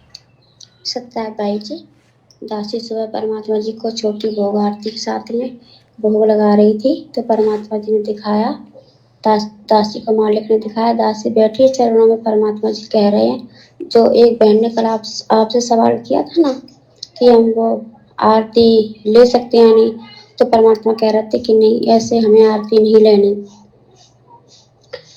परमात्मा जी कह रहे थे जैसे जगत में काल की पूजा लोग करते थे तब आरती लिया करते थे, वहां तो वो तुम्हें आशीर्वाद नहीं दे रहा ना, इसलिए तुम आरती लिया करते थे। क्या संदेशा दिया गुरुदेव भगवान ने? भाई और बहनों, ये ज्ञान आधारित संदेश हैं, ये परमात्मा की तरफ से आ रहे हैं। ये ना सोचना कि जूली बहन बना बना के भेज रही है। ये बातें मुझ पवन दास के दिमाग में भी नहीं होती हैं, जो परमात्मा जूली बहन के माध्यम से दास तक जो भिजवा रहे हैं। ये ना सोचना कि वो अपनी तरफ से बना बना के भेज रही है। परमात्मा दया करता है तब जाकर ये बुद्धि खुलती है। सो छल छिद्र मैं करूं अपने जन के काज, ना जाने परमात्मा किसको निमित्त बना ले। 650 साल पहले उन पंडितों के भंडारे में उस समय परमात्मा के 64 लाख भगत थे। परमात्मा ने झोटा राम को निमित्त बनाया वेद मंत्र बुलाने के लिए। अपने भक्तों को भी निमित्त बना सकते थे ना, लेकिन उसको जानवर को बनाया निमित्त। तो ये ना सोचना परमात्मा किसी को भी खड़ा करके अपना कोई भी काम करवा सकता है। तो ये संदेश परमात्मा की तरफ से हैं, जूली बहन की केवल आवाज है, ध्यान रखना इन बातों का। तो क्या कह रहे हैं गुरुदेव भगवान की? पहले हम जगत में जब आरती किया करते थे मंदिरों में या फिर अपने घर पर किया करते थे, तो हम लोग यूं आरती लिया करते थे, फिर यूं अपने सिर पे लिया करते थे यूं, या फिर बहुत सारे भाई बहन यूं करते हैं अपने घर की तरफ, यूं ले फुश फुश उधर चली जा जा जा, घूम जा सारे घर में, तो पहले यूं किया करते थे, ये नहीं करना हमने, ये पाखंड है, ढोंग है, कोई लेना देना नहीं है इसका। तो गुरुदेव ने क्या कहा जूली बहन के माध्यम से कि वो बेचारे इसलिए यूं किया करते थे, यूं आशीर्वाद खुद अपने हाथों से लिया करते थे। क्यों? क्योंकि वो देवता उनके, वो पत्थरों के, उनके भगवान वो पत्थरों के, ना चले ना बोले ना कोई हाथ उठावे, तो उनको आशीर्वाद नहीं मिलता था उन देवताओं की तरफ से, उस पूजा पाठ से, उन मंदिरों में। इसलिए बेचारे मजबूरी में अपने हाथों से आशीर्वाद लिया करते थे कि ये देवता तो हाथ उठा ही नहीं रहे, ये देवता तो कभी आशीर्वाद देते नहीं, काम हमारे सारे बिगड़ते जा रहे हैं, खुद ही ले लो। अब यहां तो परमात्मा छप्पर फाड़ के आशीर्वाद दे रहा है, हमें छप्पर फाड़ के। ये सूक्ष्म भक्ति है, सत भक्ति।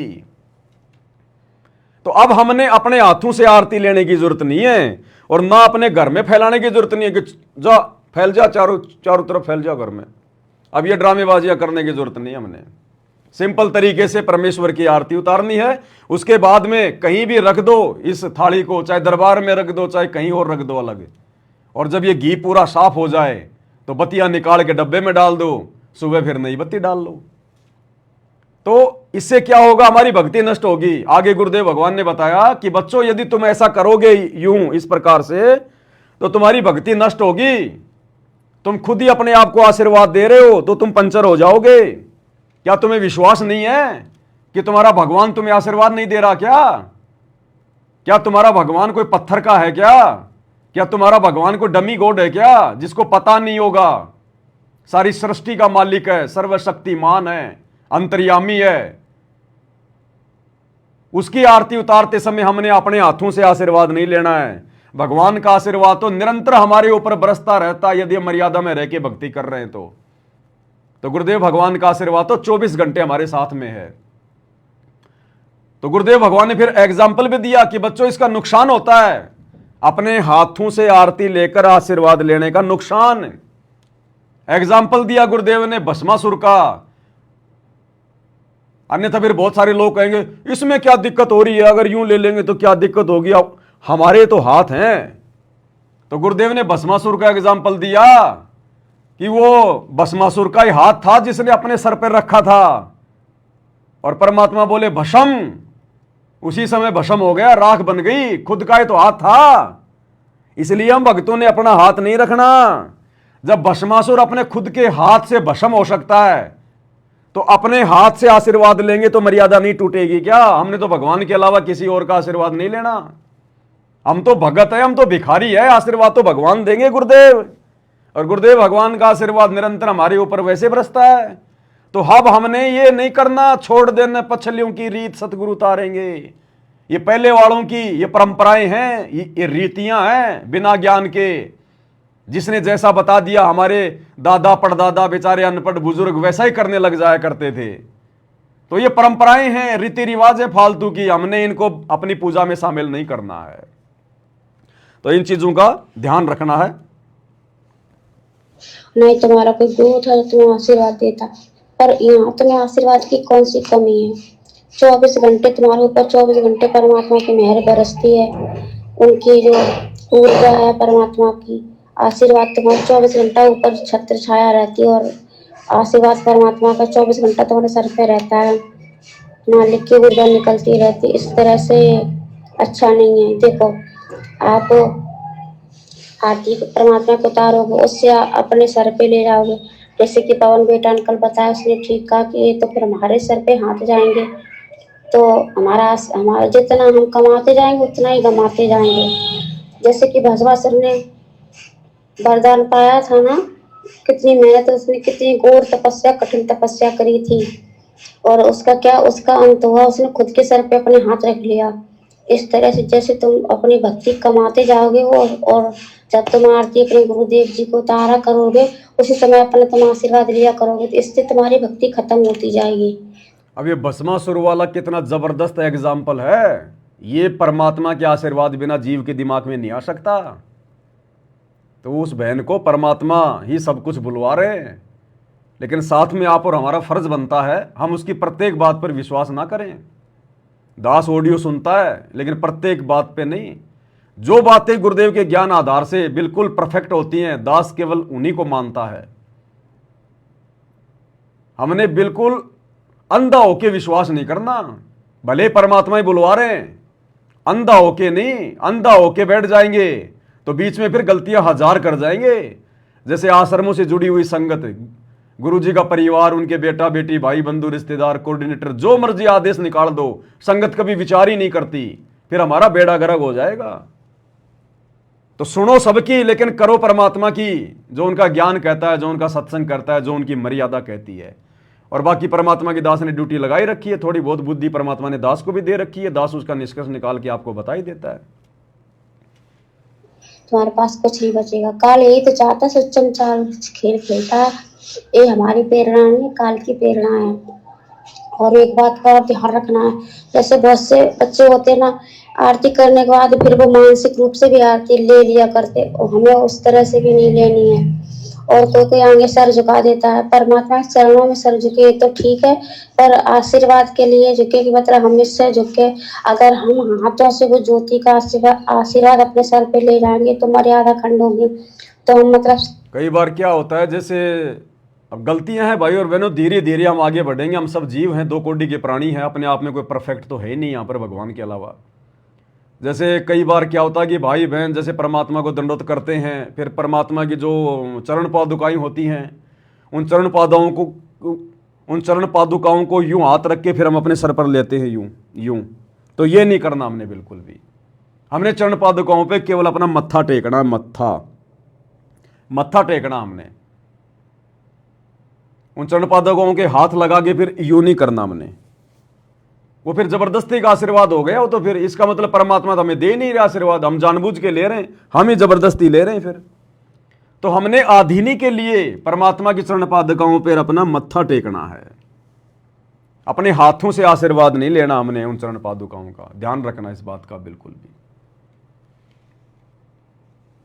मतलब सर झुकाकर ज्योति के प्रकाश से आशीर्वाद अपने सर पे ले ले, तो इससे मर्यादा भी खंड नहीं होगी और भक्ति बच जाएगी। इस तरह से भी हमें नहीं करना, इस तरह से करने से भी तुम्हारी मर्यादा खंड होगी।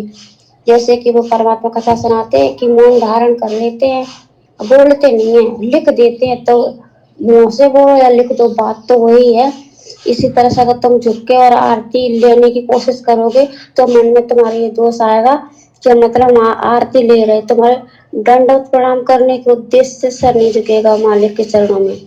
तुम्हारे इस उद्देश्य से सर झुकेगा कि हम परमात्मा की ज्योति की जो आरती है ना, उसे अपने आशीर्वाद रूप में अपने सर पे ले ले। इस तरह से गलती नहीं करनी है। तुम्हारे गुरु जी के आशीर्वाद की कमी छोड़ रहे हैं, तुम इस तरह से करोगे ये नहीं चलेगा। काल के पुजारी तो काल तो कुछ नहीं देता, काल तो खाली है, पर तुम्हारे गुरु भगवान ने कोई कमी भी नहीं छोड़ी है। और एक बात का और ध्यान रखना, छोटे छोटे बच्चे होते हैं, उनकी माताएं क्या करती हैं, आरती कर रही हैं, आरती करते समय क्या पता उनको इस सर झुका दे बच्चे को कि परमात्मा ने इसे आशीर्वाद दो। इस तरह से भी इन्हें नहीं बोलना कि इसे आशीर्वाद दो। क्यों? परमात्मा का क्या। बहुत अच्छा पॉइंट है।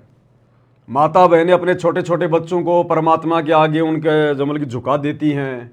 झुकाना ठीक है, कोई दिक्कत नहीं है। परमात्मा को छोटे बच्चे को दंडवत करवाना, उसको सिखाना, कोई दिक्कत नहीं है।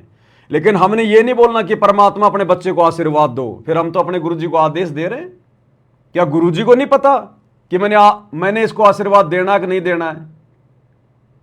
हमने नहीं बोलना कि परमात्मा अपने बच्चे को भी आशीर्वाद दो, अपने बच्चे का भी ध्यान रखना। जो फॉर्मेलिटी है वो पूरी करो, बच्चे को दंडवत करना सिखाओ। बाकी सामने भगवान बैठा है, अंतर्यामी परमात्मा है, उसको सब पता है किसको क्या देना और कब देना है। तो ये गलती भी हमने नहीं करनी बोलकर कि गुरुजी अपने बच्चे को आशीर्वाद दो। ये गलती नहीं करनी हमने। सामने भगवान है, भगवान परमात्मा पत्थर नहीं है, जानी जान अंतर्यामी, सब कुछ जानता है, असंख्य युगों की जानता, आगे की जानता है। तो ये गलतियां भी हमने नहीं करनी है। क्या पता नहीं है कि किसे आशीर्वाद देना है, किसे नहीं देना। जो परमात्मा भक्ति करेगा परमात्मा उसे आशीर्वाद देंगे। परमात्मा तो सबको देते। हमें इस तरह से भी नहीं बोलना कि परमात्मा या आपके बच्चे ने भी अपना आशीर्वाद दो, नहीं। परमात्मा को सब पता है। इस तरह से भी भक्ति खत्म होती है। और ना ही बच्चे को सर झुकाना, अगर झुकाना भी है परमात्मा के चरणों में तो इस आपका से एक उद्देश्य हो कि परमात्मा के चरणों में दंडवत प्रणाम करने के मकसद से हम झुका रहे हैं, ना कि हम आशीर्वाद के मकसद से कि जो हमने ज्योति जला के भी आशीर्वाद परमात्मा जी की आरती उतारी है उसका आशीर्वाद हमें मिल जाए। उसका तो 24 घंटे तुम्हारे ऊपर आशीर्वाद बरस रहा है, फिर अलग से क्या जरूरत लेने की। इस तरह की गलतियां भक्ति मार्ग में नहीं करनी है और आगे से ध्यान रखना। बहुत छोटी छोटी बातों काल कुछ भी कर सकता है हमारे साथ में। तुम्हें लगेगा कि परमात्मा कर रहा है, इस तरह से ये सब नहीं करना चाहिए। परमात्मा जी ऐसे बता रहे थे, आप परमात्मा जी के चरणों में बैठो और परमात्मा जी आपसे भी कह रहे बेटा ने अच्छे से और समझा देना। बहुत बोली संघर्ष है, हर किसी के इतनी जल्दी समझ में नहीं आता। ये काल बहुत चालबाज है, बहुत धोखेबाज। आपके गुरु जी को नहीं जब प्रथम बार आया था तो उससे कैसे वचन भरवा लिया था, फिर कह रहा था जाओ जोग जीत संसारा, कहना वचन कहना मान। अरे दासी सबसे जबरदस्त क्रिया है भक्ति मार्ग, जो अभी तुम्हें 5 ही पाती पंच पोप कर पूजा देव निरंजन और नदरस पर जो चल रही है ना क्रिया, जरा से भी ढील नहीं करनी, ना किसी की बातों में आना, बहुत सोच समझ के कदम बढ़ाना, क्योंकि काल हर कोशिश करेगा इस तरह से तुम्हें तोड़ने की। हम बार बार तुमको ये संदेशा दिलवा रहे और कह रहे हैं ताकि तुम सतर्क रहो। ये क्रिया हल्के मत ले लेना बेटा, हल्के में नहीं है क्रिया। और जो जब जब जब जब जब भूल पड़े पुस्तक पर जो उठा रहे ना, परमात्मा कह रहे हमने कॉमन सेंस के लिए 2 जगह पे लिखा कि हमारे बच्चे समझ जाएंगे और ना समझ वाले वो उसी चक्कर में पड़े रहेंगे, काल की पूजा में पड़े रहेंगे। उनको कभी समझ में नहीं आएगा, ना उनको ये समझ में आएगा कि हमारे गुरु जी क्यों ये आरती किया करते थे। उनके पास बुद्धि नहीं, उनके तो गोबर भरा पड़ा है। और हमारे वो जो बच्चे हीरे मोती थे वो समझ गए, और जो भगोले हैं तो वो तो कीड़े खाते रहे। भगोले मैनेजमेंट वालों को बता रहा जो मतलब सवाल जवाब कर रहे हैं, और जब जब बोल पड़े पुस्तक पर पढ़े रहेंगे। परमात्मा कहते तुम्हारे भगवान परीक्षा लेने के लिए एक शब्द को 2 जगह लिख देते हैं अलग अलग। जो समझदार होगा तो वो कैच कर लेगी आत्मा, जो ना समझ होगा तो वो उसी पे क्या कहते लकीर की पीठ की लकीर के फेंकते रहे होते नहीं, सांप की किल्ली। अरे दासी को बोलना भी नहीं आता, लकीर की फकीर करते रहेंगे, पीटते रहेंगे, सांप निकल जाएगा और वो लाठी पीटते रहेंगे। इसी तरह से सत्य में भाई बहन भक्ति क्रिया करके आगे बढ़ जाएंगे, अरे वहीं पे पड़े रह जाएंगे। ना तो ये गुरु के होंगे ना ये भक्ति कर पाएंगे, कुछ नहीं कर पाएंगे। इस तरह से परमात्मा जी कह रहे हैं। बंदी छोड़ सतगुरु रामपाल जी भगवान जी की जय। इसके अलावा एक ऑडियो और आई थी बहन की मेरे पास में, लेकिन उसमें कुछ बातें और हैं जो अभी आप लोगों को नहीं बताई जाएंगी। लेकिन उसमें परमात्मा ने एक बात बताई, संकेत किया परमात्मा ने, गुरुदेव भगवान ने कहा कि बच्चों ये इस समय तुम्हारे से जो 5 ज्योतियों से जो आरती उतरवाई जा रही है, ये आने वाले समय में जिन जिन घरों में परमात्मा की 5 ज्योतियों के साथ में आरती उतरेगी, जिन्होंने गुरु को भगवान मान लिया हृदय से, और जो अपने अपने घरों में 5 ज्योतियों से परमात्मा की आरती उतारेगा, और आरतियां केवल उन्हीं की सफल होंगी जिनके घर में अकेले गुरु जी की फोटो होगी, अपने गुरु के अलावा किसी का जयकारा नहीं लगाएंगे, किसी को दंडवत नहीं करेंगे, अपने गुरु जी के अलावा किसी का कोई प्रकट दिवस नहीं मनाएंगे, और घर बैठकर भक्ति करेंगे, कई आश्रमों में धक्के खाने नहीं जाएंगे, उन्हीं की सफल होगी। और आने वाले समय में जब वो भूखमरी का समय आएगा, अकाल पड़ेगा, तो जिन जिन घरों में 5 ज्योतियों के साथ में आरती उतरेगी, उन्हीं घरों में परमात्मा राशन की व्यवस्था करेगा। ये स्पेशल कहा परमात्मा ने। वो पूरी ऑडियो दास आपको नहीं भेज पाएगा, उसमें कुछ बातें और हैं जो समय आने पे बताएंगे। तो गुरुदेव ने स्पष्ट कर दिया कि जिन जिन घरों में इस विधि से गुरु को परमात्मा मानकर और हर प्रकार से मर्यादा में रहकर जो आरती उतारी जाएगी, पांति पंच पोप कर पूजा देव निरंजन और न दूजा, आने वाले विनाशकारी समय 2028 युग परिवर्तन में जब भुखमरी आएगी, अकाल पड़ेगा, दाने दाने को दुनिया दौड़ेगी, चोरियां करेंगी, मारपीट करेंगी, छीना झपटी करेंगी, उस समय जिन जिन घरों में ये आरती उतरेगी पूर्ण परमेश्वर की, उन्हीं घरों में परमात्मा राशन की व्यवस्था करेगा। और गुरुदेव भगवान साइकिल लेकर सत्सेवकों के घर घर जाकर परमात्मा राशन भर रहे हैं। राशन बहन को दिखाया परमात्मा ने। तो भाई और बहनों, ये छोटी मोटी प्रोसीजर नहीं है, सारी सृष्टि का मालिक धरती पे प्रकट है। इस हार जेल में बैठने नहीं आया, वो जेल में बैठकर भी अपना काम कर रहा है, जेल में बैठकर भी। तो अब यदि हम किसी ऐरे गहरे के कहने से, बहकाव में आने से, मन में कोई शंका पैदा करने से अगर पीछे हट गए तो भाई और बहनों फिर ठिकाना नहीं है, हमारा ध्यान रख लेना। फिर उसके बाद एक ऑडियो बहन ने अभी शाम को भेजी थी, आज मैं थोड़ा सुन नहीं पाया, जल्दबाजी में था, अभी मार्केट से सीधा आया था, आते ही फिर लाइव में आ गया, लाइव में भी थोड़ा लेट ही हो गया मैं। हाँ, एक भाई कह रहा था वो गुड़गांव का सुनील दास, याद आ गया मेरे को, उसकी भी शंका का समाधान कर दें। अब भाई और बहनों, ये लोग बिना पैंदे के लौटे हैं, हालांकि 3-4 साल से वो साथ संगति से जुड़ा हुआ था, लेकिन ना इधर के ना उधर के, ना घर के ना घाट के, धोबी के कुत्ते होते हैं ये, इनका कोई स्टैंड नहीं होता इनका। कभी तो बीच में कह देता मेरे से गलती हो गई, मैंने पवन भाई को गुरुद्रोही कह दिया, परमात्मा मुझे माफ करें, वो तो परमात्मा की बहुत प्यारी आत्मा है। फिर जैसे उसने अपना लोगो हटाया साथ संगति का, दूसरे दिन फिर उसके सिर पे काल बैठ गया, फिर माफी मांग लेता है, फिर लोगो हटा देता है, फिर काल बैठ जाता है। तो अब हमने इन लोगों की बातों को तवज्जो नहीं देनी, महत्व नहीं देना। इन फालतू के लोगों के ऑडियो वीडियो मत देखा करो, ना आगे शेयर किया करो, ये समय भक्ति करने का है। तो जब दास लाइव आता है तो वो कहता है कि पवन दास तो बार बार मैं बोलता है, मैं गुरुजी ने तो मना कर रखा है। अरे भैया, मैं बोलने के लिए गुरुजी ने मना नहीं कर रखा। अगर आप अहंकार में आके मैं बोलते हो कि ये मैंने कर दिया, मैं ऐसा कर सकता हूं, तो वो मैं आपका अहंकार में होगा तब्दील। और बाकी आप नॉर्मली मैं बोल रहे हो, मैं आज वहां गया था, मैंने आज ये कर दिया था, मैं आज इतना लेट हो गया, तो ये मैं सामान्य मैं है, ये मैं अहंकार में नहीं आता। अब कौन समझाए इन लोगों को, अकल के अंधों को। तो भाई और बहनों, ध्यान मत दो ऐसे लोगों की तरफ, पता नहीं ऐसे तो कितने आए कितने गए, और आगे भी आंधी की तरह आएंगे, तूफान की तरह जाएंगे। अब हमने क्या करना है, उस पर ध्यान देना है। दूसरे भगत भाई बहनों के पास में भी इस प्रकार के फालतू के लोगों की ऑडियो वीडियो मत भेजा करो, क्योंकि ये काल के भेजे हुए एजेंट हैं, ये बहुत ज्यादा फुदकेंगे अब। क्योंकि भगवान ने अपनी जो विधि आरती जो शुरू जो करवाई है ना, तो काल को बिल्कुल टेंशन हो रखी है तगड़ी भयंकर, वो अपने एजेंटों को संवारेगा, और वो इसी प्रकार से लोग ये मेंढक की तरह फुदकेंगे थोड़े बहुत दिन, ज्यादा दिन नहीं, लास्ट महीना 2 महीना फुदकेंगे हल्के फुल्के, उसके बाद तो फिर इनकी बैटरी डिस्चार्ज हो जाती है।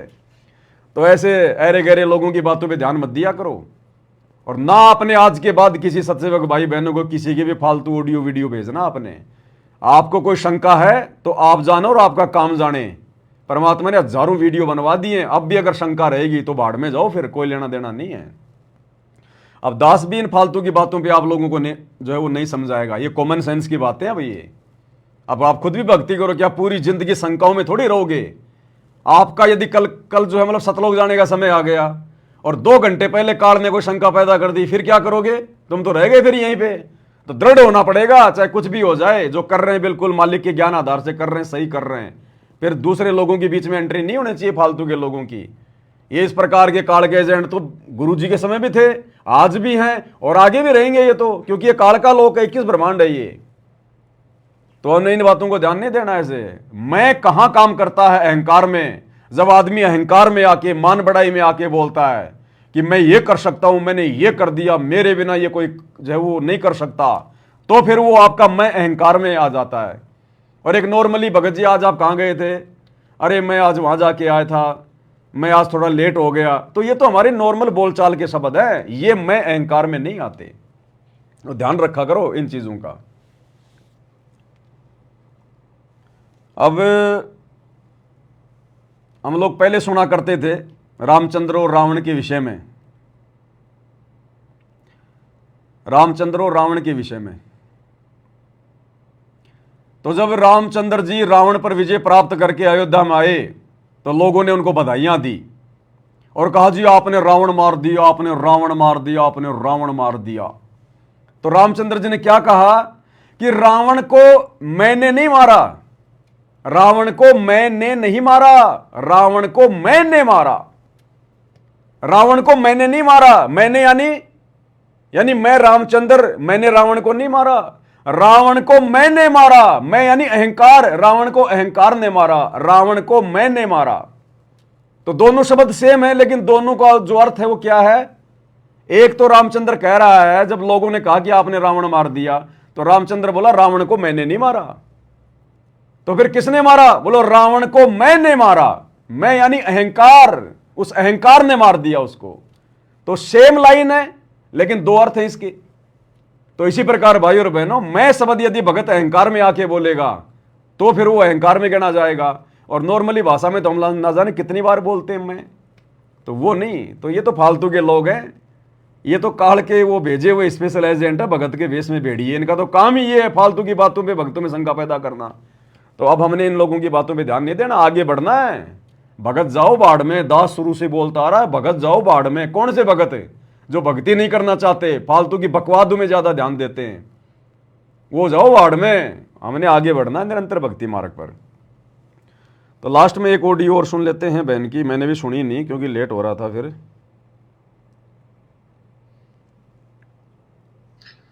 बंदी छोड़ सतगुरु रामपाल जी भगवान जी की जय हो। जय हो बंदी छोड़ की लौट को नहीं और की। सत्ताई भाई जी दासी परमात्मा जी को भी छोटी भोग आरती के साथ में भोग लगा रही थी, तो परमात्मा जी ने दिखाया, मालिक जी ने दिखाया एक परमात्मा जी का सिंहासन बहुत बड़ा, बहुत ऊंचा है, ना तो वो जमीन में ना वो आसमान में, बीच में है परमात्मा जी, उसमें विराजमान है। और परमात्मा जी खूब खुश हो रहे, खूब प्रसन्न हो रहे। उनका स्वरूप है धोती कुर्ता पहने हुए हैं। पुरानी एक फोटो दास ने देखी मालिक का, इस स्वरूप है। एक पैर पैर चढ़ा के बैठे, दोनों हाथों है ना वो कुर्सी के ऊपर दोनों तरफ करके बैठे से, बहुत बड़े बड़े शहंशाह बैठते नहीं है, हमारे तो परमात्मा है ही शहंशाह, इसी तरह से वो बैठे हुए हैं। तो परमात्मा जी ने दिखाया, परमात्मा जी ऊपर है ना, ऊपर से नीचे तरफ दिख रहा है पृथ्वी की तरफ। तो पृथ्वी की तरफ है ना, आधे घरों में तो ये पाती पंच भोग कर पूजा देव निरंजन और दूजा ये जल रही है, 5 दीपक, 5 बत्ती वाली आरती दीपक। और एक तरफ बिल्कुल अंधेरा पड़ा है, आधी में अंधेरा सा पड़ा है। उधर है ना एकदम से टिम टिम से करके एक दीपक जला है, जैसे कि पुराने जमाने में लालटेन जला दो और एक घर में लाइट जला दो तो उसका कितना प्रकाश है। एक घर में 5 दीपक, 5 जल रही होती है और एक घर में एक, तो उसका कितना प्रकाश होगा। इसी तरह से परमात्मा दिखा रहे हैं, आधे में अंधेरा पड़ा है, आधे में एकदम उजाला, दीपावली की तरह जगमग जगमग हो रहा है। परमात्मा इतने खुश हो रहे, बहुत प्रसन्न हो रहा है, बहुत ज्यादा। परमात्मा जी जब प्रसन्न हो रहा है तो उनके हृदय में से शक्तियां निकल रही, पूरे ब्रह्मांड में जा रही हैं। जैसे हमने देखा कि मंगल ग्रह, सूर्य ग्रह, टीवी में पहले नाटक देखा करते थे दासी ने, हमेशा से धार्मिक नाटक देखते, उसमें ऐसे ही मतलब शक्तियां निकलती थी, ब्रह्मांडों में जाती थी। और जब जैसे कोई प्रलय होने वाली थी तब भी वो ब्रह्मांडों में जाते थे। ये सूर्य, ये तारे होते होते थे वो अपने आप मतलब नष्ट होने लगते थे। इसी तरह से परमात्मा की जो शक्तियां निकल रही है उनसे कुछ नष्ट तो नहीं हो रहा है, पर वो सारे ब्रह्मांड में जा रही है, इधर उधर परमात्मा की शक्तियां जा रही है। और परमात्मा जब नीचे की तरफ देख रहे हैं ना तो खूब खुश हो रहे हैं। आधे में ज्योति जल रही है, आधे में ऐसे एक दीपक सा जल रहा है। फिर और है ना, फिर परमात्मा दिखा जैसे कि आम के पेड़ों में बोर आ जाता है, पहले उनमें फूल आते हैं फिर उसके बाद उनमें फल आते हैं। इसी तरह से जो सत्सेवकों के घर में ज्योति जल रही ना, नीचे से वो घर है, ऊपर से वो एकदम बगीचा दिख रहा है, फूलों के बगीचा, गुलाबी से पल कलर के हल्के से फूल है, बहुत सुंदर फूल है। मतलब जो सत्सेवकों का घर है ना वो फूल सा दिख रहा है पूरा, मतलब फूल है, फूल है, वो बगीचा है, जो घर है ना वो फूल का घर है। और नीचे से तो वो घर दिख रहे हैं और ऊपर से जब परमात्मा आसमान की तरफ से देख रहे हैं ना तो वो एकदम फूलों का बगीचा, जैसे कि फूल की झाड़ियां होती हैं पूरे में छैल जाती है तो उनको समेट के से बांध देते हैं तो ऊपर से कैसे दिखती है, इसी तरह से परमात्मा देख रहे हैं। उनमें से जो बोर है ना, फूल के बोर होते हैं जो, वो उड़ उड़ के आसमान की तरफ जा रहे हैं। और उसमें से है ना कुछ तो चिड़िया बन के निकल रही, चू चू चू चू करती हुई जा रही है, और कुछ पुष्प बन के आसमान की तरफ उड़ते जा रहे हैं। और उनके ऊपर है ना मोर उड़ रही है, मोर कूक रही है, मोर उड़ती जा रही है और आवाज लगाती है। और जैसे मोर खुशी से झूम उठती है ना जब बारिश का महीना होता है तब वो नाचती है, इसी तरह से मोर भी उधर मतलब उसी सत्सेवकों के घर की छत के ऊपर, मतलब छत तो दिख नहीं रही, फूल का बगीचा है, फूल के पेड़ों में से निकल के जा रही है, वो चहक रही है। और परमात्मा खूब खुश हो रहा है सब देख देख के। परमात्मा कह रहे पहचान है कि आने वाले समय में कौन भगत है कौन नहीं। तो ऊपर से परमात्मा खूब प्रसन्न हो रहे हैं और परमात्मा जी दिखा रहे हैं आधी में अंधेरा से एकदम से जब खूब तेज तूफान आया, एकदम आधी का एकदम से तूफान आया, तो वो जिस घर में एक एक दिया जल रहे थे वो भी बंद हो गया, एकदम से गुमसुम अंधेरा हो गया।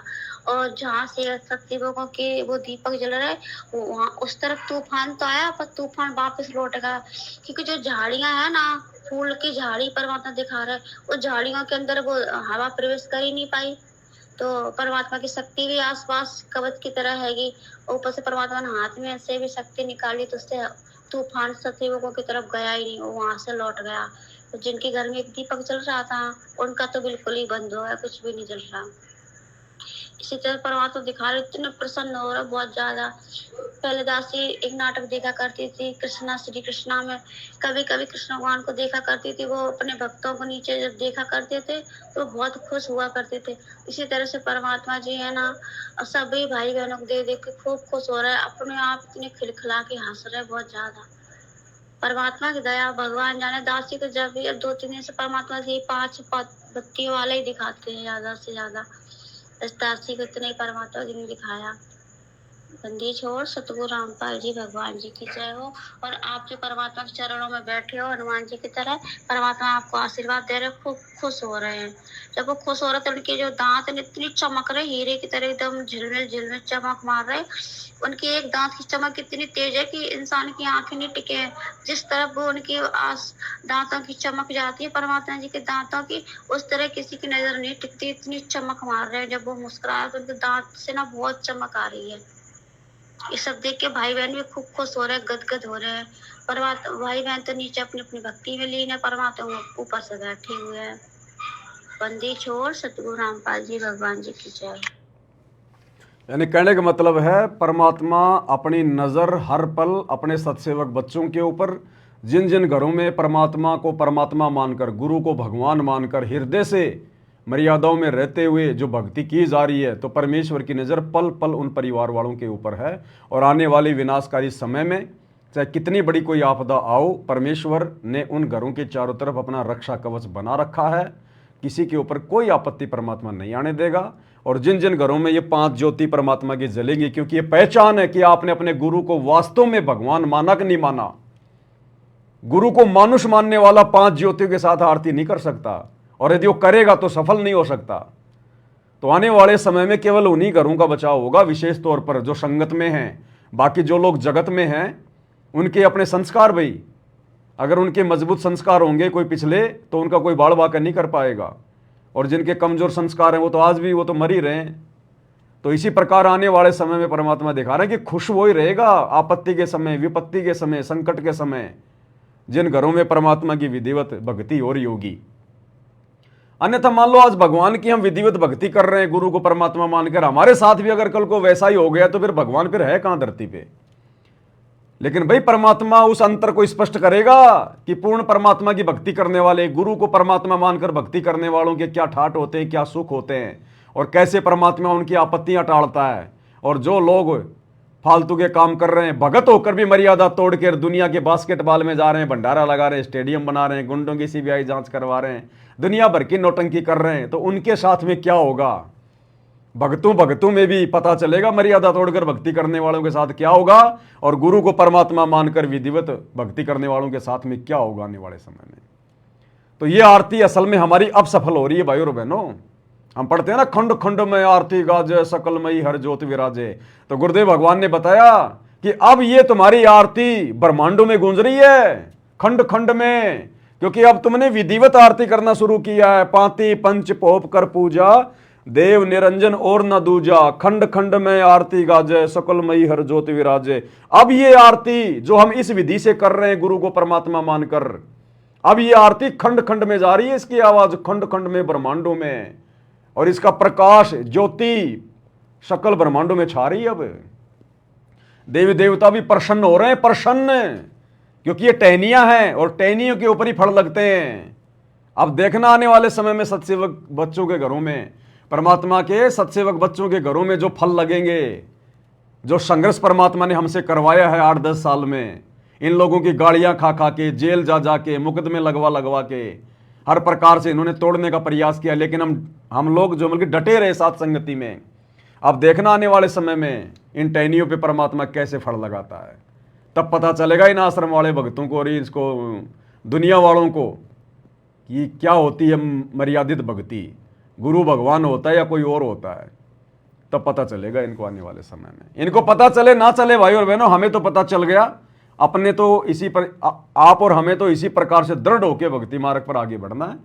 बाकी बीच बीच में दास को जैसे परमात्मा प्रेरणा करेंगे, दास आप सभी भगत भाई बहनों को संदेशा देता रहेगा। दास की तो ड्यूटी यही लगा रखी है भगवान ने।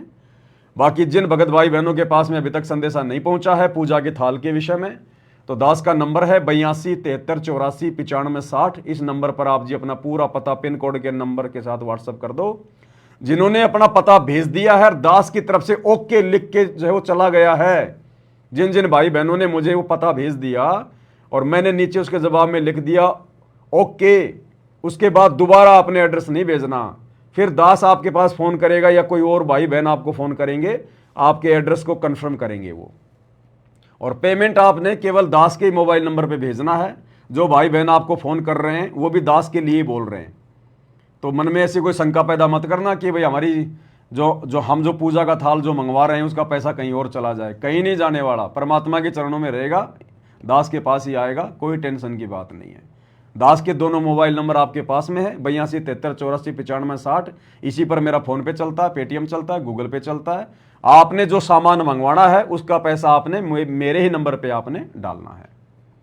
तो आज के वीडियो में भाई और बहनों केवल इतना ही। परमात्मा का हम कोटि कोटि दंडवत धन्यवाद करते हैं जो परमेश्वर ने हमें समय दिया अपनी महिमा के लिए। तो कुछ और बातें जो परमात्मा प्रेरणा करेंगे, जो आवश्यक होंगी, दास आपको बीच बीच में आकर लाइव बताता रहेगा ताकि हम कोई गलती करने से बचें।